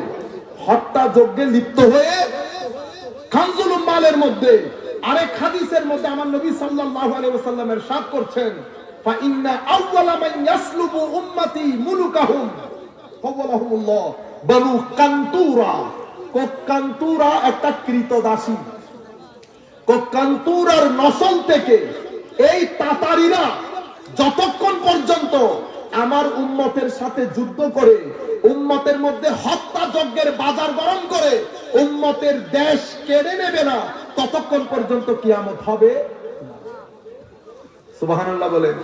আমার নবী সেই যুগে বসে তাতারিদের, আমার তো সময় সংক্ষিপ্ত বিদায় সব হাদিস আর পড়ে শোনাইতে পারতেছি না, সম্মানিত উপস্থিতি, আরো অনেক দূর যেতে হবে। এই কারণে আমি আপনাদেরকে পুরো বিষয়টা দুই একটা হাদিস বলতে পারলে আরো ভালো লাগতো। আমার নবী যেটা বলতে চাচ্ছেন, তাতারিদের আক্রমণ সম্পর্কে আমার নবী কি বলছেন, ফা ইন্না আউয়াল মান ইয়াসলুবু, মানে এরা এসে আরো কি বলছে, বনু কান্তুরা। কান্তুরা এক কৃতদাসিনী। এই কৃতদাসীর পরবর্তী পুরুষ এই তাতারিরা। এরা যতক্ষণ পর্যন্ত আমার উম্মতের দেশ কেড়ে না নেবে, সমস্ত মুহাদ্দিসিনদের ঐক্যমত, তাতারিরা মুসলমানদের রাষ্ট্র কেড়ে নেয় 656 হিজরিতে। এটা 1252 সন। কয় সন? 1252। 656 হিজরি তারিখে বাগদাদের মধ্যে এই কথা লিপিবদ্ধ হয়েছে। উম্মতে মুসলিমার মুহাদ্দিসিনে কেরামের ঐক্যমত এই আন্দাজে প্রায় 50 বছর মুসলমানদের কোন খেলাফতের রাষ্ট্র ছিল না। এক অন্ধকার। আল্লাহ পাকের মেহেরবানি, আউলিয়ায়ে কেরামের নেগাহে করম মুসলমানরা আবার জেগে উঠেছে। প্রত্যেক জায়গায় রুহানি শক্তি কাজ করেছে। বদরের যুদ্ধে বলেন ফেরেশতারা রুহানি শক্তি, শারীরিক শক্তি দিয়ে বদরের যুদ্ধে জিতার কোনো সুযোগ ছিল না। বদর বলেন, উহুদ বলেন, খন্দক বলেন, কোন যুদ্ধে মুসলমানরা শারীরিক ভাবে জিতে নাই। শারীরিক ভাবে সব যুদ্ধে তো মানুষ কম। ফেরেশতা আমার নবী যেখানে দাঁড়িয়ে সেখানে আপনি আমার পুরা পাহাড় তুলে দিলে লাভ আছে? লাভ নাই। যেই কোরআনকে পাহাড়ে রাখলে পাহাড় পর্যন্ত হাওয়া হয়ে যেত, আমার নবীকে বাইরে আপনাদের হয়তো কেমন কেমন লাগতে পারে, বিতর্গত ভাবে আমার নবীকে আল্লাহ পাহাড়ের চেয়ে বেশি শক্তিশালী করেছেন। আমার আল্লাহ বলছেন, লাউ আনজালনা হাযাল কুরআনা আলা জাবালিন লারাআইতাহু খাশিআম মুতাসাদ্দিআম মিন খাশিয়াতিল্লাহ তিলকাল আমসালু নাদরিবুহা লিন-নাসি লাআল্লাহুম ইয়াতাফাক্কারুন। এই কোরআন যদি পাহাড়ের উপর নাজিল করা হতো, পাহাড় কঠনের মতো উড়ে চলে যেত। কিন্তু এই কোরআনকেও আমার নবীর কলবে পাকের মধ্যে আমার নবী হজম করে ফেলে। বিতর্গতভাবে এত ইস্তেকামত, বিতর্গতভাবে এত জটিল, শক্ত, ইস্পাত কঠিন করে আমার নবীকে সৃষ্টি করেছেন। বদরের প্রান্তরে নবী দাঁড়িয়ে, উহুদের প্রান্তরে নবী দাঁড়িয়ে। অতঃপর এই রুহানি শক্তির বল আমার নবীর পরবর্তী প্রজন্মে উলামায়ে কেরামরা আমার নবীর পক্ষ থেকে দ্বীন প্রচার করেছে। আল্লাহর নবীর পক্ষ থেকে দ্বীন প্রচারকারী আলেমরা 3 ধরনের হয়। কয় ধরনের বলেন? প্রথম আলেম, এগুলাকে বলে আহলুদ দেরায়া। কি বলে? আহলুদ দেরায়া, আহলুর রিওয়ায়া, আহলুল মুশাহাদা। আহলুর রিওয়ায়া এরা কারা? তো এরা যারা কোরআন এবং হাদিস পৃথিবীর বিভিন্ন জায়গা থেকে একত্রিত করে কিতাব আকারে লিখে সংরক্ষণ করে মুসলিম উম্মার পরবর্তী প্রজন্মের কাছে পৌঁছিয়ে দেয়, তাদেরকে বলে আহলুর রিওয়ায়া, ম্যান অফ ট্র্যাডিশন, অথবা বলতে পারেন ম্যান অফ ন্যারেশন। এরা বর্ণনাগুলোকে একসাথে করেছে। আমরা বলি মুহাদ্দিস। কি বলি? মুহাদ্দিস। দ্বিতীয় প্রকারকে বলে আহলুদ দেরায়া, আমরা বলি ম্যান অফ অপিনিয়ন। এরা কারা? এরা ইলমে হাদিসের ভিতরে ডুব দিয়ে মণিমুক্তা হুকুম আহকামগুলো আহরণ করে শরীয়তের হুকুমের যারা থাক সাজিয়েছে, ফরজ বলেছে, ওয়াজিব বলেছে, বুঝতে পেরেছেন আপনারা? এরা তারা। মনে রাখবেন, আমার নবীর লক্ষাধিক সাহাবায়ে কেরাম, লক্ষাধিক সাহাবায়ে কেরাম আমার নবী যখন দুনিয়া থেকে চলে যাচ্ছেন। এদের মধ্যে আহলুদ্দের আয়া যারা ফেকা ফতোয়া করতেন তারা সংখ্যায় অতি নগণ্য। কেন? কারণ আহলুর রেওয়ায়া বেশি হয়। আহলুদ্দের আয়া যাদেরকে আল্লাহ আনবিলিভেবল, ইনডেসক্রাইবেবল, ডিপ আন্ডারস্ট্যান্ডিং যাদেরকে আল্লাহ দান করেছেন, যেটাকে তাফাক্কুহ বলে, ডেপথ দান করেছেন, এরা সংখ্যায় সবসময় কম হয়। আমরা কাউকে হিট করার জন্য না, আমরা যারা বাংলাদেশ থেকে ফেকা পাস করি আমরা সবাই নিজের নামের আগে মুফতি লিখি। আমার নামের আগে আমি আল্লামা লিখি। আল্লামাও আমার জন্য নাজায়েজ, মুফতিও আমার জন্য। বাংলাদেশের সব ঘরানা মিলে আমরা যদি ফুকাহায়ে কেরাম যাদেরকে মুফতি বলেছেন আমরা যদি তালাশ করি তিনজনও পাবো না। তিনজনও পাওয়া যাবে। আপনারা ছেড়ে দেন আমার নবীর সাহাবায়ে কেরাম, জলিলুল কদর সাহাবায়ে কেরামের মধ্যে বেশি ফিকহ ফতোয়া করেছেন যাদেরকে কাসীরুল ফতোয়া বলে, কেউ আওসাতুল ফতোয়া, কেউ কলিলুল ফতোয়া। কাসীরুল ফতোয়া মাত্র 7 জন সাহাবী, তার মধ্যে আব্দুল্লাহ ইবনে মাসউদ অন্যতম। আপনারা বুঝতে পারছেন? একবার আবু মুসা আশআরী রাদিয়াল্লাহু তাআলা আনহুকে, আমি নামের মধ্যে হয়তো গলত হতে পারে, জিজ্ঞেস করেছে, হুজুর মিরাসের একটা ফতোয়া। এক মানুষ ছেলের ঘরের নাতনি রেখে গেছে, বোন রেখে গেছে, ভাগ্নি রেখে গেছে, সম্পদ কিভাবে বন্টন হবে? আবু মুসা আশআরী ফতোয়া দিয়েছেন, জলিলুল কদর সাহাবী, এবং বলেছেন আপনি যদি আব্দুল্লাহ ইবনে মাসউদকে জিজ্ঞেস করেন উনি একই উত্তর দেবেন। ওই সাহাবী আব্দুল্লাহ ইবনে মাসউদের দরবারে গেছে। দেখেন যিনি প্রশ্ন করছেন উনি তো আমি আপনি না, প্রথম যুগের লোক। তাইলে বোঝা যাচ্ছে আমার নবীর উম্মতের মধ্যে ধাপ 3টা। বেশিরভাগ লোক হচ্ছে প্রশ্নকারী, বেশিরভাগ লোক প্রশ্নকারী, খুব অল্প সংখ্যক লোক আবিষ্কারকারী, আর সামান্য বেশি বর্ণনাকারী। আপনারা বুঝতে পেরেছেন? জলিলুল কদর সাহাবী বলছে আব্দুল্লাহ ইবনে মাসউদকে জিজ্ঞেস করলে একই উত্তর পাবে। গেছে আব্দুল্লাহ ইবনে মাসউদের কাছে, হুজুর আবু মুসা আশআরী রাদিয়াল্লাহু তাআলা আনহুর দরবারে প্রশ্ন করেছি, উনি এভাবে উত্তর দিয়েছেন এবং বলেছেন আপনাকে জিজ্ঞেস করলে আপনি একই উত্তর দেবেন। হযরত আব্দুল্লাহ ইবনে মাসউদ রাদিয়াল্লাহু তাআলা আনহু বলছেন, না না না, আমি এই উত্তর থেকে নিজেকে উইথড্র করে নিচ্ছি। উনি অন্য আন্দাজে বলেছেন, আমি আপনাদের বোঝার জন্য বলছি, কারণ আরবের কিছু ডায়ালগ আছে, আমি এগুলাকে এক্সাক্ট বাংলায় বলতে গেলে ভুল বুঝাবুঝি সৃষ্টি হয়। হযরত আব্দুল্লাহ ইবনে মাসউদ বলছেন, আমি আমার নবীর জবানে শুনেছি এই মিরাসের সম্পদ বন্টন এই আন্দাজে হবে। উনি আবার আবু মুসা আশআরীর কাছে গেলেন এবং পুরো ঘটনা বললেন। আপনি যেতে বলেছেন গেলাম, উনি তো আপনার মতো উত্তর দেন না, উনি ডিফারেন্ট উত্তর দিয়েছেন। হযরত আবু মুসা বলছে, লা তাসআলুনি, আমাকে এরপরে তুমি কোন প্রশ্ন ফিকহ ফতোয়া জিজ্ঞেস করবে না যতক্ষণ পর্যন্ত আমার নবীর এই জ্ঞান সমুদ্র হাযাল হাবর, যতক্ষণ পর্যন্ত নবীর এই জ্ঞান সমুদ্র সাহাবী বেঁচে থাকবে ততক্ষণ আমাকে কোন ফতোয়া জিজ্ঞেস করবে না। আপনারা বুঝতে পেরেছেন? আজকে আপনি গুগল নিয়ে দাঁড়িয়ে যাচ্ছেন। হযরতে উসমানে গনির কোট, এক স্ত্রী, সেই সময় স্ত্রী বলতে যিনি প্রশ্ন করতে গেছেন উনিও তাবেঈ, আর তাবেঈয়া ঠিক না, সাহাবীকে দেখেছেন। 6 মাসের সন্তান প্রসব করেছে। স্বামীর সন্দেহ হয়েছে, স্বামী উসমানে গনির কোর্টে গিয়ে কেস করে দিয়েছে। উসমানে গনি রাদিয়াল্লাহু তাআলা আনহুর কোর্ট ফয়সালা দিয়েছে, ফতোয়া দিয়েছে যে তাকে ক্যাপিটাল পানিশমেন্ট তথা রজম করা হোক, পাথর নিক্ষেপ করতে। হুকুমতের পুলিশ আসছে, মহিলাকে অ্যারেস্ট করে নিয়ে গেছে। এই কথা হযরত আলীর দরবারে পৌঁছেছে। দৌড় দিয়ে হযরত আলী উসমানে গনির কোর্টে এসেছে। উসমানে গনি রাদিয়াল্লাহু তাআলা আনহুকে জিজ্ঞেস করেছেন ঘটনা কি। হযরত উসমানে গনি পুরো ঘটনা খুলে বলেছেন। মেইন জোর দিয়েছে 6 মাসের সন্তান প্রসব করেছে। 6 মাসের সন্তান প্রসব করে উনি কি সন্দেহ করেছেন এটা আপনারা তো বুঝতে পারছেন। আমার এখানে বাচ্চারা আছে, আমি খুলে বলতে চাচ্ছি না কথা, আপনারা বুঝতে পেরেছেন তো উনি কি সন্দেহ করেছেন। হযরতে আলী রাদিয়াল্লাহু তাআলা আনহু বলছেন 6 মাসের সন্তান প্রসব করলে শরীয়ত বিরোধী হয়ে যায়। কেন? কেন আপনি কোরআনের আয়াত পড়েন নাই? আমার আল্লাহ বলেন নাই মুহাম্মলুহু ওয়া ফাসালুহু 30 শাহরান?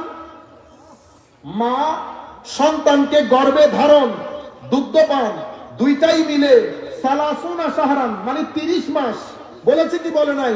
তো বলেছে। কোরআনে আল্লাহ এই কথা বলেছে, ওয়াল ওয়ালিদাতু ইউরদি'না আওলাদাহুন্না হাওলাইনি কামিলাইন। মা নিজের সন্তানকে 2 বছর তথা 24 মাস দুগ্ধপান করাবে বলেছে। তো বলেছে 30 মাস থেকে 24 বাদ দিলে কয় মাস থাকে? 6 মাস। তাইলে গর্ভধারণের সর্বনিম্ন সময়কাল 6 মাস। সুতরাং মহিলা কোনোভাবেই অভিযুক্ত নয়। হযরতে উসমান গনি কুরবান যায়। আমরা বলি আল্লাহ উসমান গনিকে রাফে দারাজাত দান করেন। আমরা হলে সেই দিন আরেক ফতোয়া মারতাম, এই আয়াত ওই আয়াত ঢুঁড়ে হযরত উসমান গনি বলছে আমার ভাই আলী যেটা বলেছে সেটাই ঠিক, আমি বুঝতে পারি। তাহলে সাহাবায়ে কেরামের আন্ডারস্ট্যান্ডিং এর মধ্যে ফিকহ ফতোয়ার ক্ষেত্রে ডিফারেন্ট ছিল। কি ছিল? ডিফারেন্ট ছিল। আপনি আজকে এসে গুগল মাইরা মুফতি হয়ে গেলেন আমার ভাই। দ্বীনের হুরমত নষ্ট করিয়েন না, দ্বীনের গায়রত নষ্ট করিয়েন না। মসজিদের মধ্যে আপনার যেমন খুশি নামাজ পড়েন, মসজিদের মধ্যে মারামারি করবেন না। আপনারা পুরা জুমার দিন আপনি নামাজ পড়েন না, যেই চুপচাপ সবাই বসে থাকে, খতিব খুতবা শুরু করে, আপনারা 3 জন 3 কোণায় দাঁড়িয়ে নামাজ শুরু করেন মানুষকে দেখানোর জন্য যে এই ধরনেরও নামাজ পড়া যায়। আপনার উদ্দেশ্য জাতিকে বিভ্রান্ত করা, আপনার উদ্দেশ্য মসজিদের মধ্যে ফিতনা ফাসাদ সৃষ্টি করা। হয় আপনার কাছে টাকা আসে অথবা আসে না, আপনি ব্রেইন ওয়াশ হয়েছেন। আমার ভাই এই কাজ আর করিয়েন না। উম্মতে মুসলিমা 1300 বছরের ইতিহাসে বুজুর্গানে দ্বীন চলে গেছে। আমার নবী বলছে ইন্নাল্লাহ লা ইয়াকবিদুল ইলমা ইনতিজাআন ইয়ানতাজিউহু মিনান নাস বাল ইয়াকবিদুল ইলমা বিকবদিল উলামা। কিয়ামতের ছোট ছোট লক্ষণের মধ্যে আরেকটা অন্যতম লক্ষণ হচ্ছে সোসাইটি থেকে আল্লাহ আলেমদেরকে মৃত্যু দিয়ে জমিন থেকে এলম তুলে ফেলবে। লাইব্রেরি থাকবে, মাদ্রাসা থাকবে, মসজিদ থাকবে, আমরাও থাকবো, জমিনের মধ্যে এলম থাকবে না। এলম কিভাবে চলে গেল? তো আলেমের ইন্তেকালের মাধ্যমে এলম চলে গেছে। হাত্তা শেষ পর্যন্ত এমন সময় আসবে সমাজের মধ্যে কোনো আলেম থাকবে না। মানুষ জাহেলদেরকে, আমাদের মতো বক্তা তক্তা এদেরকে বড় শাইখ অমুক সমুক বলে না জেনে প্রশ্ন করবে। বড় মানুষ তো সিটে বসতেছে, টিভিতে আলোচনা করতেছে, বিশিষ্ট আলোচক। এতগুলো মুফাসসির বাংলাদেশে তাফসীর করে, বাংলাদেশে মাদ্রাসায় কামিল হাদিসের তাফসীর করানোর জন্য একজন মুফাসসির খুঁজে পাওয়া যায় না, হাদিস পড়ানোর জন্য একজন হাদিস বিশেষজ্ঞ পাওয়া যায় না। সবাই মুহাদ্দিস, সবাই মুফতি। মুফতি জানে না নুরুল আনোয়ার কিসের কিতাব। মুহাদ্দিস সারা জিন্দেগি আমরা যাকে আন্তর্জাতিক মুফাসসিরে কোরআন বলে জানতাম, উনি মিশরের মধ্যে গিয়ে হাদিস পড়েছে কুল্লু বিদআতুন দালালাতুন। আমি মনে করেছি গ্রামারের মধ্যে আমি সবচেয়ে দুর্বল পৃথিবীতে। আমি এটা শুনে খুব খুশি হয়েছি, আল্লাহর দরবারে শুকরিয়া আদায় করেছি যে আমার চেয়ে বড় জাহেল জমিনের মধ্যে এখনো আছে। এটা আন্তর্জাতিক মুফাসসিরের কোরআনের কাজ। এগুলা কিয়ামতের আলামত, আলাম উঠে যাবে। আমার নবী সাল্লাল্লাহু আলাইহি ওয়াসাল্লাম ইরশাদ করছেন শেষ পর্যন্ত মানুষ জাহেলকে, মূর্খকে জ্ঞানী মনে করে প্রশ্ন করবে। ফাআফতাউ, এটা আমার নবীর জবানে মুস্তাফা। ফাআফতাউ বিগাইরি ইলম, না জেনে ফতোয়া দেবে। ফাদাল্লু ওয়া আদাল্লু, নিজে পথভ্রষ্ট হবে, মানুষকে পথভ্রষ্ট করবে। নাউজুবিল্লাহ বলেন। আপনারা এগুলা সব কিয়ামতের আলামত। তা আমার নবী সাল্লাল্লাহু আলাইহি ওয়াসাল্লাম ইরশাদ করছেন, সম্মানিত উপস্থিতি, কয়েকবার দুরূদ শরীফ পড়ি। সাল্লি আলা রাসূলিনা সাল্লি আলা মুহাম্মাদিন। পড়েন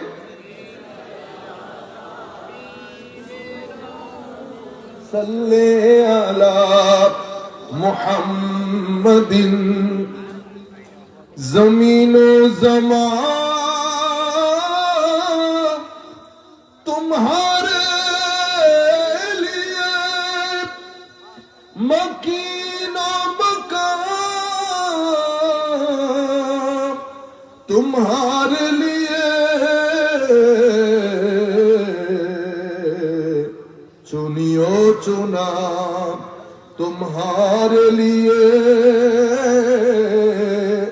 बने दो जहां, तुम्हारे लिए सल्ले अला रसूलना,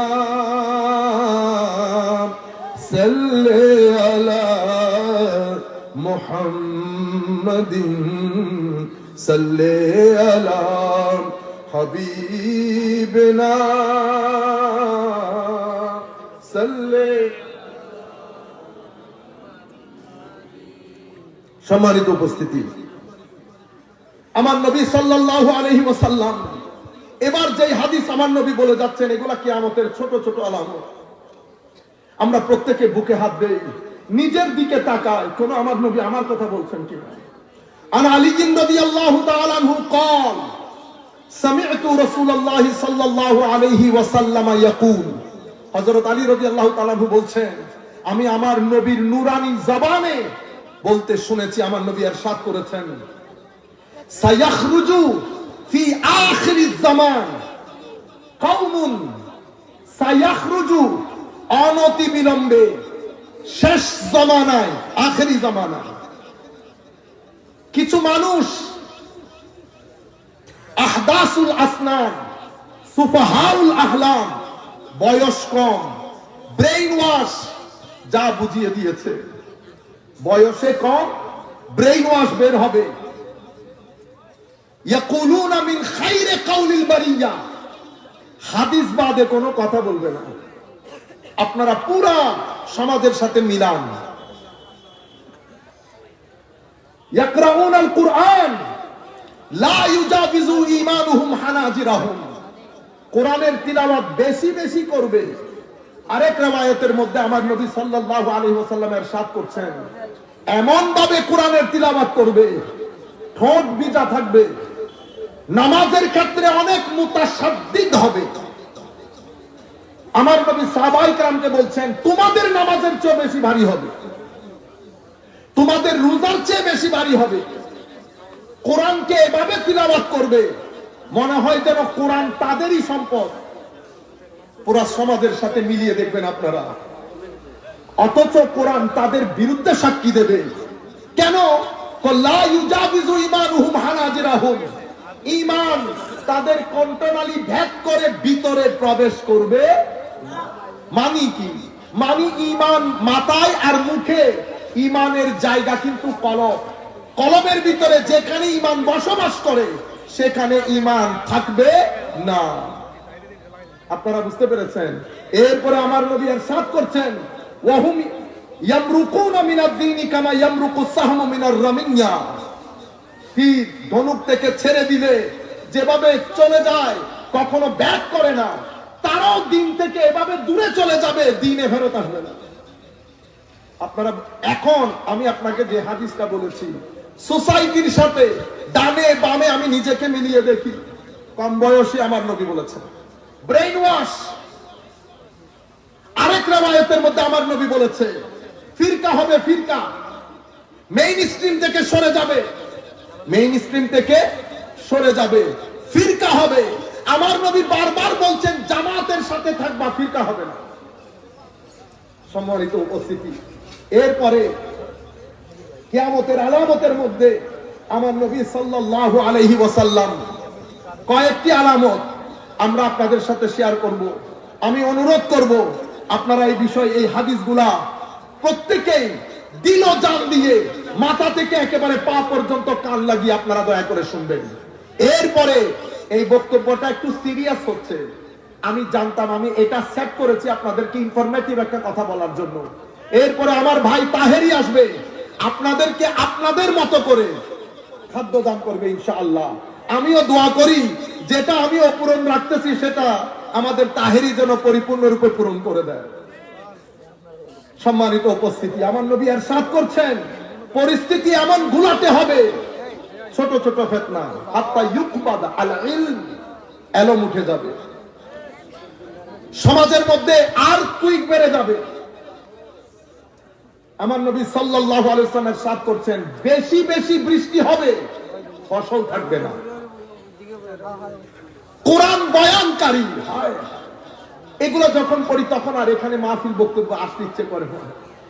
আমার নবী বলছেন কোরআনের ওয়াজকারী বেড়ে যাবে, বয়ানকারী বেড়ে যাবে, কিন্তু কোরআন বুঝে এমন মানুষের সংখ্যা একেবারে নাই হয়ে যাবে।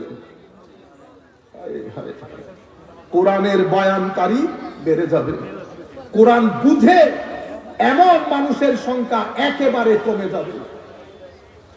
এরপর আমার নবী ইরশাদ করছেন মাল ও দৌলত, টাকা পয়সা এভাবে বেড়ে যাবে, সোসাইটির মধ্যে আপনি টাকা নিয়ে নিয়ে ঘুরবেন, টাকা দেওয়ার লোক পাবেন না, কিন্তু আমানতদার কমে যাবে। আমার নবী ইরশাদ করছেন তাকওয়া এবং রুহানিয়ত এগুলো রসম রেওয়াজ হয়ে যাবে। আমাদের মতো লোক এসে তাকওয়ার কথা বলবে, পরেজগারির কথা বলবে, নামাজের কথা বলবে, তাহাজ্জুদের কথা বলবে, রুহানিয়তের কথা বলবে, কিন্তু রসম রেওয়াজ তার জীবনের মধ্যে এগুলার কোনো কিছুই থাকবে না। সমস্ত দরবারগুলো ইল্লা মাশাআল্লাহ আমরা কিছু রসম রেওয়াজের মধ্যে চলে গেছি, মাহফিলগুলা রসম রেওয়াজের মধ্যে চলে গেছে, সব জায়গা থেকে রূহ খতম হয়ে গেছে। আমরা যারা এখানে বসেছি আমরা মেইনলি কিন্তু ওযু করে আসি, ওযু করেছি সুবহানাল্লাহ, বেশিরভাগ ইল্লা মাশাআল্লাহ আমরা ওযু করে আসি, বেশিরভাগ কোনো নিয়তই করি না। যখন ওয়াজ থেকে নিয়ত খতম হয়ে যাবে, শোনা এবং বলা, যখন এগুলা থেকে ওযু খতম হয়ে যাবে, আমারও দাড়ি খতম হয়ে যাবে, এটাকেই বলে পুরা দিন রসম রেওয়াজে পরিণত হবে, রূহ খতম হয়ে যাবে। কিয়ামতের ছোট আলামত বর্ণনা দিচ্ছে আমাদের। সম্মানিত উপস্থিতি, আমার নবী বলছে ছেলেরা মেয়েদের মতো করে রেশমি কাপড় পরবে এবং সমাজের মধ্যে তেজারত, ব্যবসা বেড়ে যাবে, ব্যবসার মধ্যে বরকত থাকবে না। আজকে দেখেন, আজকে থেকে 30 বছর আগে যদি যান, আপনাদের এলাকার মধ্যে আছে না অমুক সওদাগর, নাই? সওদাগর অনেক বড় কিছু না, সওদাগর তো তখনকার যুগে আল্লাহর ওলির মতো। তারা ক্লাবে গেছে, পাবে গেছে, আপনারা আওয়াজ করে ক্লাবে গেছে কখনো? পাব, ক্লাব এগুলাতে আমাদের সওদাগর গুলা যেতেন না। আজকে টাকা বেড়েছে, ব্যবসা বেড়েছে, ব্যবসার মধ্যে যেহেতু আপনি হারাম ইনকাম করেন, আপনার এই হারামের টাকা আপনার ভিতরে অস্থির করে ফেলেছে। পাব এবং ক্লাব বাদে আপনার শান্তি লাগে না। আমাদের সংস্কৃতি, এবং আমি এটা বিশ্বাস করি মনে প্রাণে, আমাদের প্রধানমন্ত্রীর সংস্কৃতিও পাবো না ক্লাবও না। বুঝতে পেরেছেন? আপনি পাব আর ক্লাবে যান, টকশোর মাধ্যমে এই সমস্ত এগুলা দিয়ে আপনারা এখানে বাংলার জমিনের মধ্যে এগুলা প্রমোট করতে চান। সম্মানিত উপস্থিতি, মনে রাখবেন, আমার নবীর দিন যদি বৃদ্ধাঙ্গুলি প্রদর্শিত হয়, এটা আল্লাহর ভক্তি। দিনকে ইগনোর করে সমাজের মধ্যে শান্তি প্রতিষ্ঠা হবে, এটা কল্পনাও করিয়েন না। সম্মানিত উপস্থিতি, আমার নবী সাল্লাল্লাহু আলাইহি ওয়াসাল্লাম ইরশাদ করছেন, সমাজের মধ্যে ফাহেশা, অশ্লীলতা এভাবে বেড়ে যাবে, এভাবে বেড়ে যাবে, মানুষের চোখের হায়া নষ্ট হয়ে যাবে। টিভির যেই অ্যাডভার্টাইজ আগে আমরা ভাই বোন মিলে দেখতে পারতাম না, আগের টিভি, সেই টিভির অশ্লীল ভিডিও, আমাদের যারা নাটক বানায়, ইন্না লিল্লাহি ওয়া ইন্না ইলাইহি রাজিউন, দোয়া করি আল্লাহর দরবারে, মাওলা এদের তাকদীরে যদি হেদায়েত না থাকে তো জমিন থেকে তাদেরকে তুলে নেন আল্লাহ, আর যদি হেদায়েত থাকে মাওলা তাদেরকে হেদায়েত দান করেন। যেই ভাষা, যেই সংস্কৃতি আপনি তুলে ধরছেন আর্ট এবং কালচারের নাম দিয়ে, এটা আমাদের বাঙালি সংস্কৃতি না। আপনি আমাকে ওয়েস্টার্নাইজ করতে চাচ্ছেন, আপনি চলে যান ওয়েস্টার্ন কান্ট্রিতে। আমি বাংলার ছেলে, আমি এখানেই থাকবো, আমার কবর এখানে হবে, আমার সন্তানদের কবর এখানে হবে, দোয়া করি। আর কখনো যদি বাংলার জমিনের উপর কেউ চুপ তুলে তাকায়, আপনারা আমাদেরকে ইগনোর করেন, আমাদেরকে মৌলবী মুসল বলেন, বলেন তারা উর্দুতে কথা বলে। মনে রাখেন, যুদ্ধের ময়দানে ফয়সালা হয়ে যাবে, আপনি বাংলার না আমি বাংলার। সুটবুট পরে আপনি আসবেন না, আপনি চলে যাবেন। বাংলাকে রক্ষা করবে যারা সকাল সন্ধ্যায় সাদা কাপড় পরে পরে হাঁটে তারা। আপনারা বুঝতে পেরেছেন? কিন্তু আমাদেরকে হালকা করা হয়। আমরা এখনো বাংলা ভাষায় কথা বলি আমাদের ছেলেদের সাথে। সিলেটের ভাইয়েরা ইংল্যান্ডের জমিনে, আমেরিকার জমিনে সিলেটি ভাষায় তাদের সন্তানদের সাথে কথা বলে। তারা আমেরিকার মধ্যে সিলেট বাংলাকে লালন করে, আর আপনারা ছেলেদেরকে ইংরেজি স্কুলে পড়িয়ে কথা বলতে পারে না, নিজেরাও পারেন না, জোর করে আপনারা ইংরেজিতে কথা বলেন আর বার্গার খাওয়া শিখান। আমাদের সিলেটের মারা সিলেটের ইংল্যান্ডের জমিনে ছেলেদেরকে শুটকি আর বেগুন খাওয়ানো শিখায়, শুটকি আর বেগুন খাওয়ানো শিখায়। আপনারা এরপরে আমাদেরকে আবার দেশপ্রেমের দরজ দেন। আল্লাহ যদি তৌফিক দান করে, কোনদিন যদি সময় আসে, আসবে অবশ্যই ইনশাআল্লাহ, আমাদের ছেলেগুলা নিয়ে, আর যাই হোক আমরাই আপনাদেরকে রাজনীতি শিখাবো। সম্মানিত উপস্থিতি, মানুষের অধিকার ভালো কেমনে হয়? কারণ জাতি শুধু বিল্ডিং পাকা হলে হয় না, বিল্ডিং পাকা হলে হয় না। জাতির দুনিয়াতে ভালো থাকতে হলে রু খুশি হতে হবে। রুকে বাদ দিয়ে আপনি বিল্ডিং দিয়ে শান্তিতে থাকতে পারবেন। আমার নবী সাল্লাল্লাহু আলাইহি ওয়াসাল্লাম ইরশাদ করছেন, হায় হায়, মহিলা বেড়ে যাবে, ওজনে কম দেবে।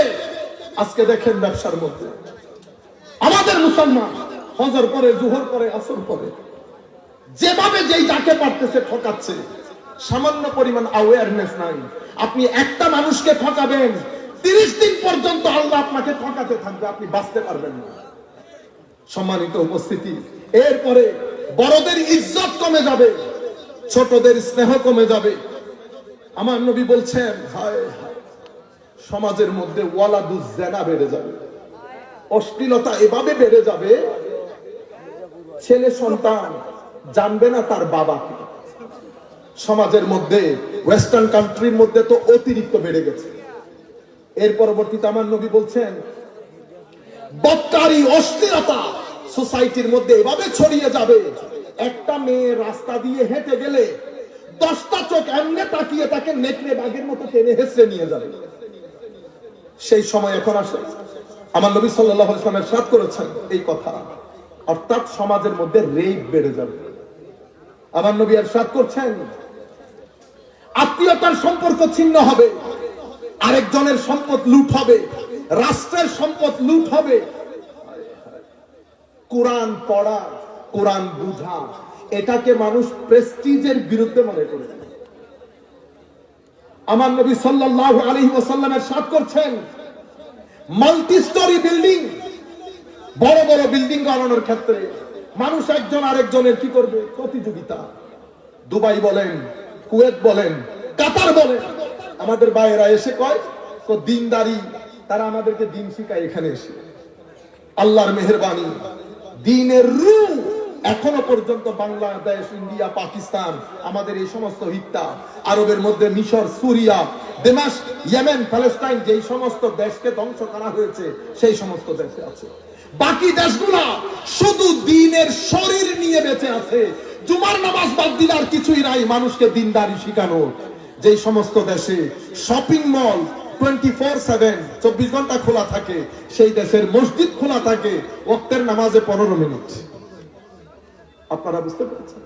জুমার নামাজের মধ্যে ছেলেরা এসে এই সামান্য সময়, তাও কি আপনার সামনে দাঁড়িয়ে থাকবে? খতিব সাহেব লিখিত খুতবা দিচ্ছেন, উনি মোবাইল টিপাইতেছেন, কোন রকম নামাজটা পরে দে দু, জিসিম রয়ে গেছে, রূহ খতম হয়ে গেছে। মনে রাখবেন, যখন কোন দেশ থেকে মাজার খতম হয়ে যাবে, সেই দেশে দ্বীনের রূহ বেঁচে থাকবে না। মাজারাত গুলা হচ্ছে ইমানে, শরীরে পেরেকের মতো। পাহাড় যেমন জমিনকে ধরে রাখে, মাজারাত, খানেকা, মসজিদ, এগুলো উলামা, মাদ্রাসা, এর ইমানকে পেরেকের মতো ধরে রাখে। সম্মানিত উপস্থিতি, এর পরবর্তীতে মানুষ সত্যবাদী মানুষকে তহমত দেবে, মিথ্যাবাদীকে বাহবা দেবে। আমার নবী হাদিসে পাকের মধ্যে বলছে, বদ খারাপ মানুষকে তার ভয়ে মানুষ তাকে সম্মান করবে, সালামও দেবে। যখন তুমি দেখবে উপযুক্ত চেয়ারে অনুপযুক্ত ব্যক্তি বসে আছে, কিয়ামতের আলামত। আমার নবী ইরশাদ করছেন, যখন আলেমের মাথার উপর উঠে জাহেল খেলা করবে তখন তুমি মনে করবে কিয়ামত। এই যে আমাকে অনেক আগের কথা, ইংল্যান্ডে এক আফ্রিকান ছেলে জিজ্ঞেস করতেছে, আপনার দৃষ্টিতে কিয়ামতের সবচেয়ে স্পষ্ট আলামত কোনটা? আমি হেসে বলেছি, আমি হচ্ছে কিয়ামতের সবচেয়ে স্পষ্ট আলামত। ও কনফিউজ হয়ে গেছে। আমি হাসতেছি, আমি বলতেছি আমি আসলে যদি হাসতেছি, যদিও হাসতেছি, কিন্তু আমি সত্যি করে আই মিন ইট, আমি আসলে বলতেছি আমি কিয়ামতের সবচেয়ে বড় আলামত। কেমনে? আমি বললাম, কিয়ামত যদি সামনে না হইতো আমার মতো জাহেল আমার নবীর মিম্বরে বসে হাত নাড়িয়ে নাড়িয়ে কথা বলতো না। এই স্টেজের মধ্যে আমরা যারা জামিয়ার মধ্যে একেবারে আমরা শেষ ব্যাচে, আমাদের পরে আরো এক ব্যাচ, ওরও জামিয়ার এই স্বর্ণযুগ পেয়েছে। আমাদের সময়কালে মুফতি হুজুর আব্দুল আউয়াল ফুরকানি, তখন মুফতি মুহাদ্দিস লেখে নাকি, যারা আসল মুফতি ছিল তারা লিখতো না। আমরা কোনোদিন দেখি নাই হযরত মাওলানা আব্দুল আউয়াল ফুরকানি সাহেব নিজের নামের আগে মুফতি লিখতেন। জালালউদ্দিন আল কাদেরীর উস্তাদ আল্লামা বুড়া ভাইস প্রিন্সিপাল বলতাম আমরা হুজুর আব্দুর রহমান সাহেব মুদাজ্জিলুল্লাহ। এরপরে আমরা যাদেরকে পেয়েছি হযরত, আমরা মুহাদ্দিস আউয়াল বলতাম হুজুর আব্দুল হামিদ সাহেব রাহমাতুল্লাহ আলাইহি, আল্লাহ হুজুরদের রফে দরজাত করুন। এরপরের বেঁচে জালালউদ্দিন আল কাদেরী, হুজুর আল্লামা ওবাইদুল হক নাঈমি, আমরা মুফতি মুজাফফর সাহেব হুজুরকে পেয়েছি। এটা তো বাংলাদেশের কথা। আমরা ইংল্যান্ড আমেরিকার মধ্যে আল্লাহর শুকরিয়া হাফেজুল হাদিস ইমামুল মুহাদ্দিসিন ডক্টর আল্লামা ওমর হাশেমের মতো উস্তাদের মজলিসে বসার সুযোগ হয়েছে, যাকে যুগের ইমাম বুখারী বলে।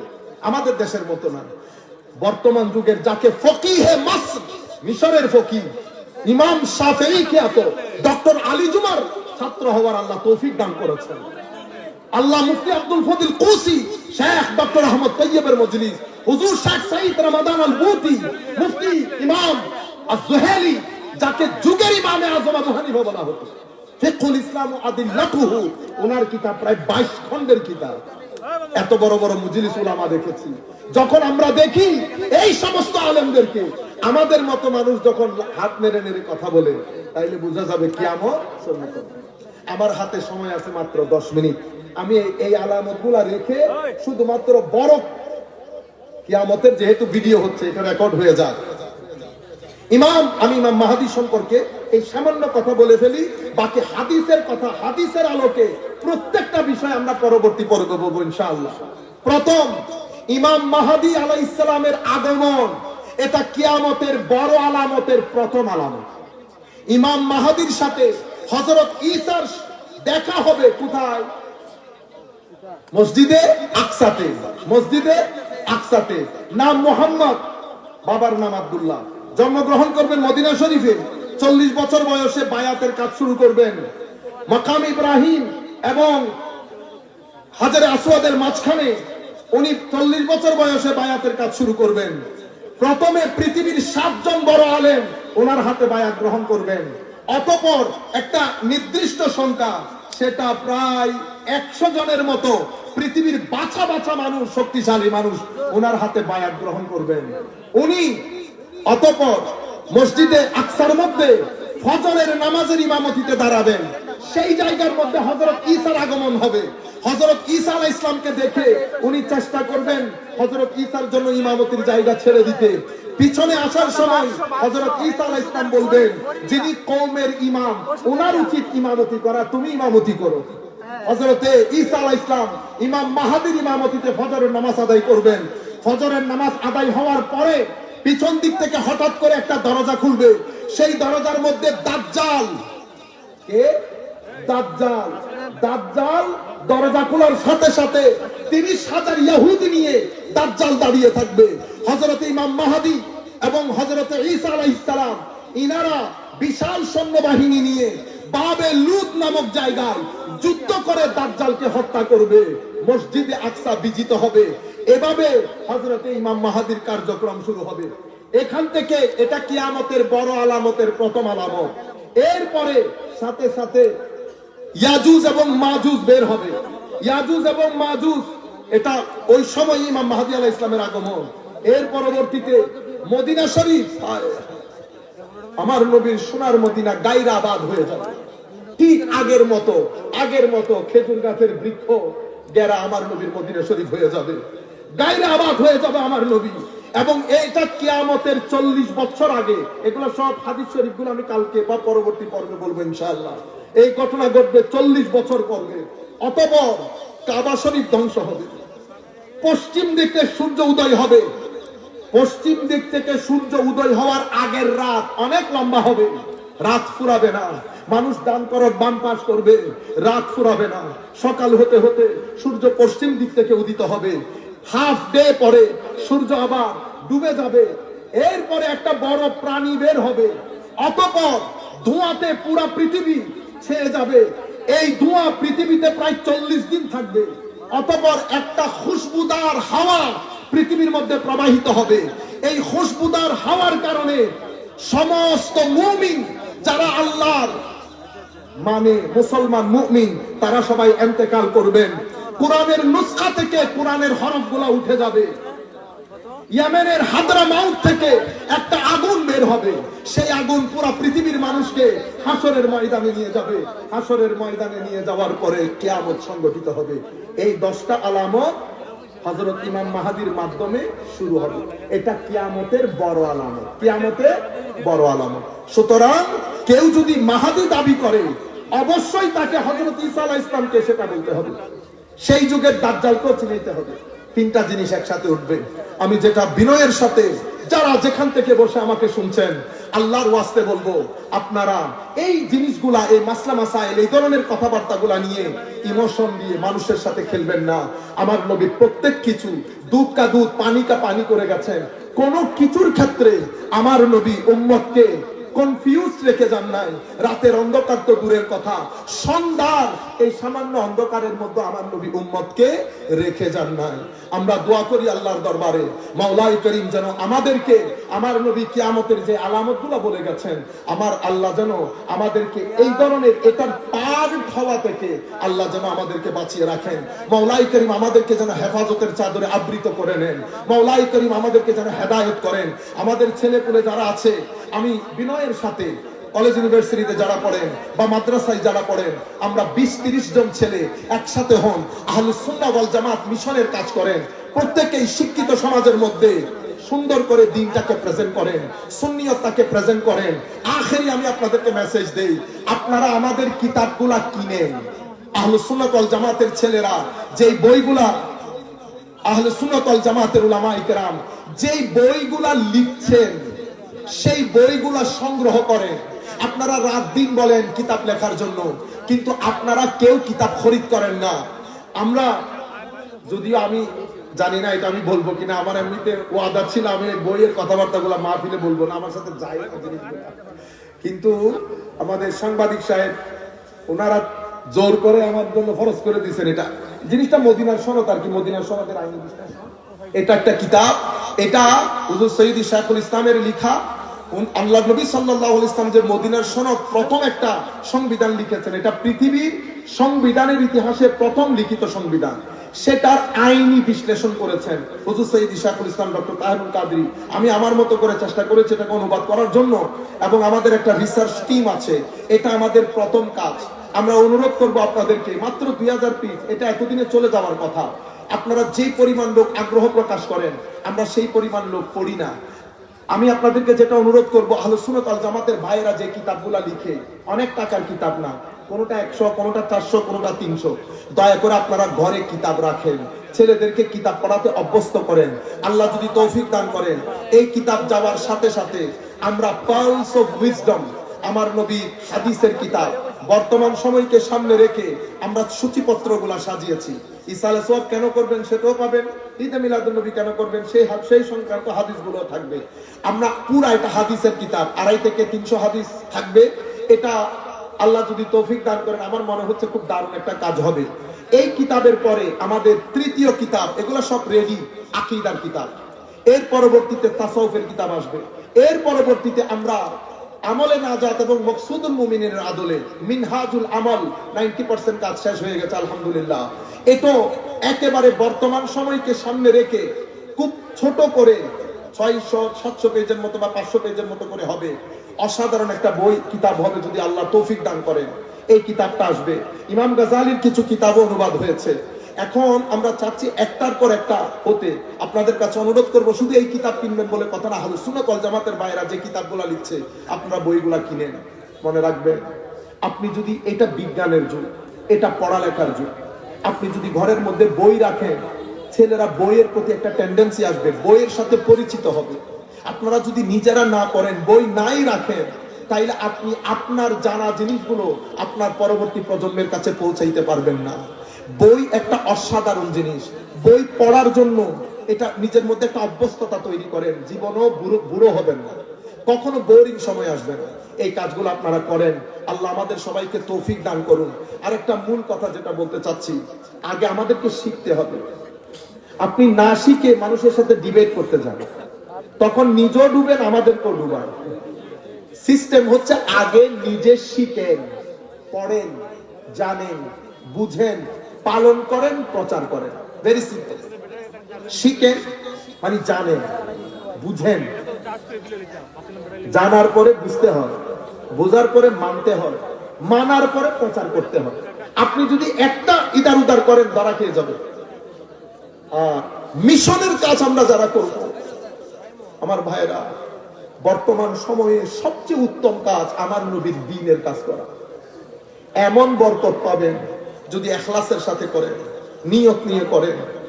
রিজিকেরও কোনো সমস্যা হবে না, দুনিয়ার জীবনে সম্মানও পাবেন, টাকা পয়সাও পাবেন, আখিরাত সুন্দর হবে যদি আমার নবী খুশি হয়। এটা উম্মতে মুসলিমার পরন্তীর্য।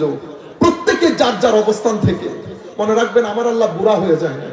আমার আল্লাহ সেদিন যেমন ছিল আজকেও তেমন। সেদিনও সহযোগিতা করেছে, আজকেও সহযোগিতা করে আমার আল্লাহ। প্রত্যেক রাতে আমাদেরকে এসে জিজ্ঞেস করে আমরা কেমন আছি, কোনো কিছু দরকার আছে কি। সুতরাং কোন প্রয়োজন আল্লাহর দরবারে চান, দ্বীনের খেদমত করেন, পবিত্র কোরআন তিলাওয়াত করেন, নামাজমুখী হন, ঘরের মধ্যে শান্তি পাবেন। ঘরের মহিলাদেরকে দ্বীনের কথা বুঝান, ছেলেদেরকে নামাজমুখী করার জন্য বারবার বলেন ছেলেরা যেন নামাজ পড়ে। যেভাবে আপনারা অন্যান্য কাজের জন্য ছেলেদেরকে তাসাদ্দুদ করেন, একই নামাজের জন্য করেন, কোরআনের তিলাওয়াতের জন্য করেন। আল্লাহ রাব্বুল আলামিন আমাদের সকলের হামি ও নাসির হোক। মওলাই করিম আমাদের সবাইকে কবুল করুক। আসেন আমরা কয়েকবার দরুদ শরীফ পড়ি। সালাতু ইয়া রাসূলুল্লাহ আলাইকুম, সালামুন ইয়া হাবিবাল্লাহ আলাইকুম, নমিদানম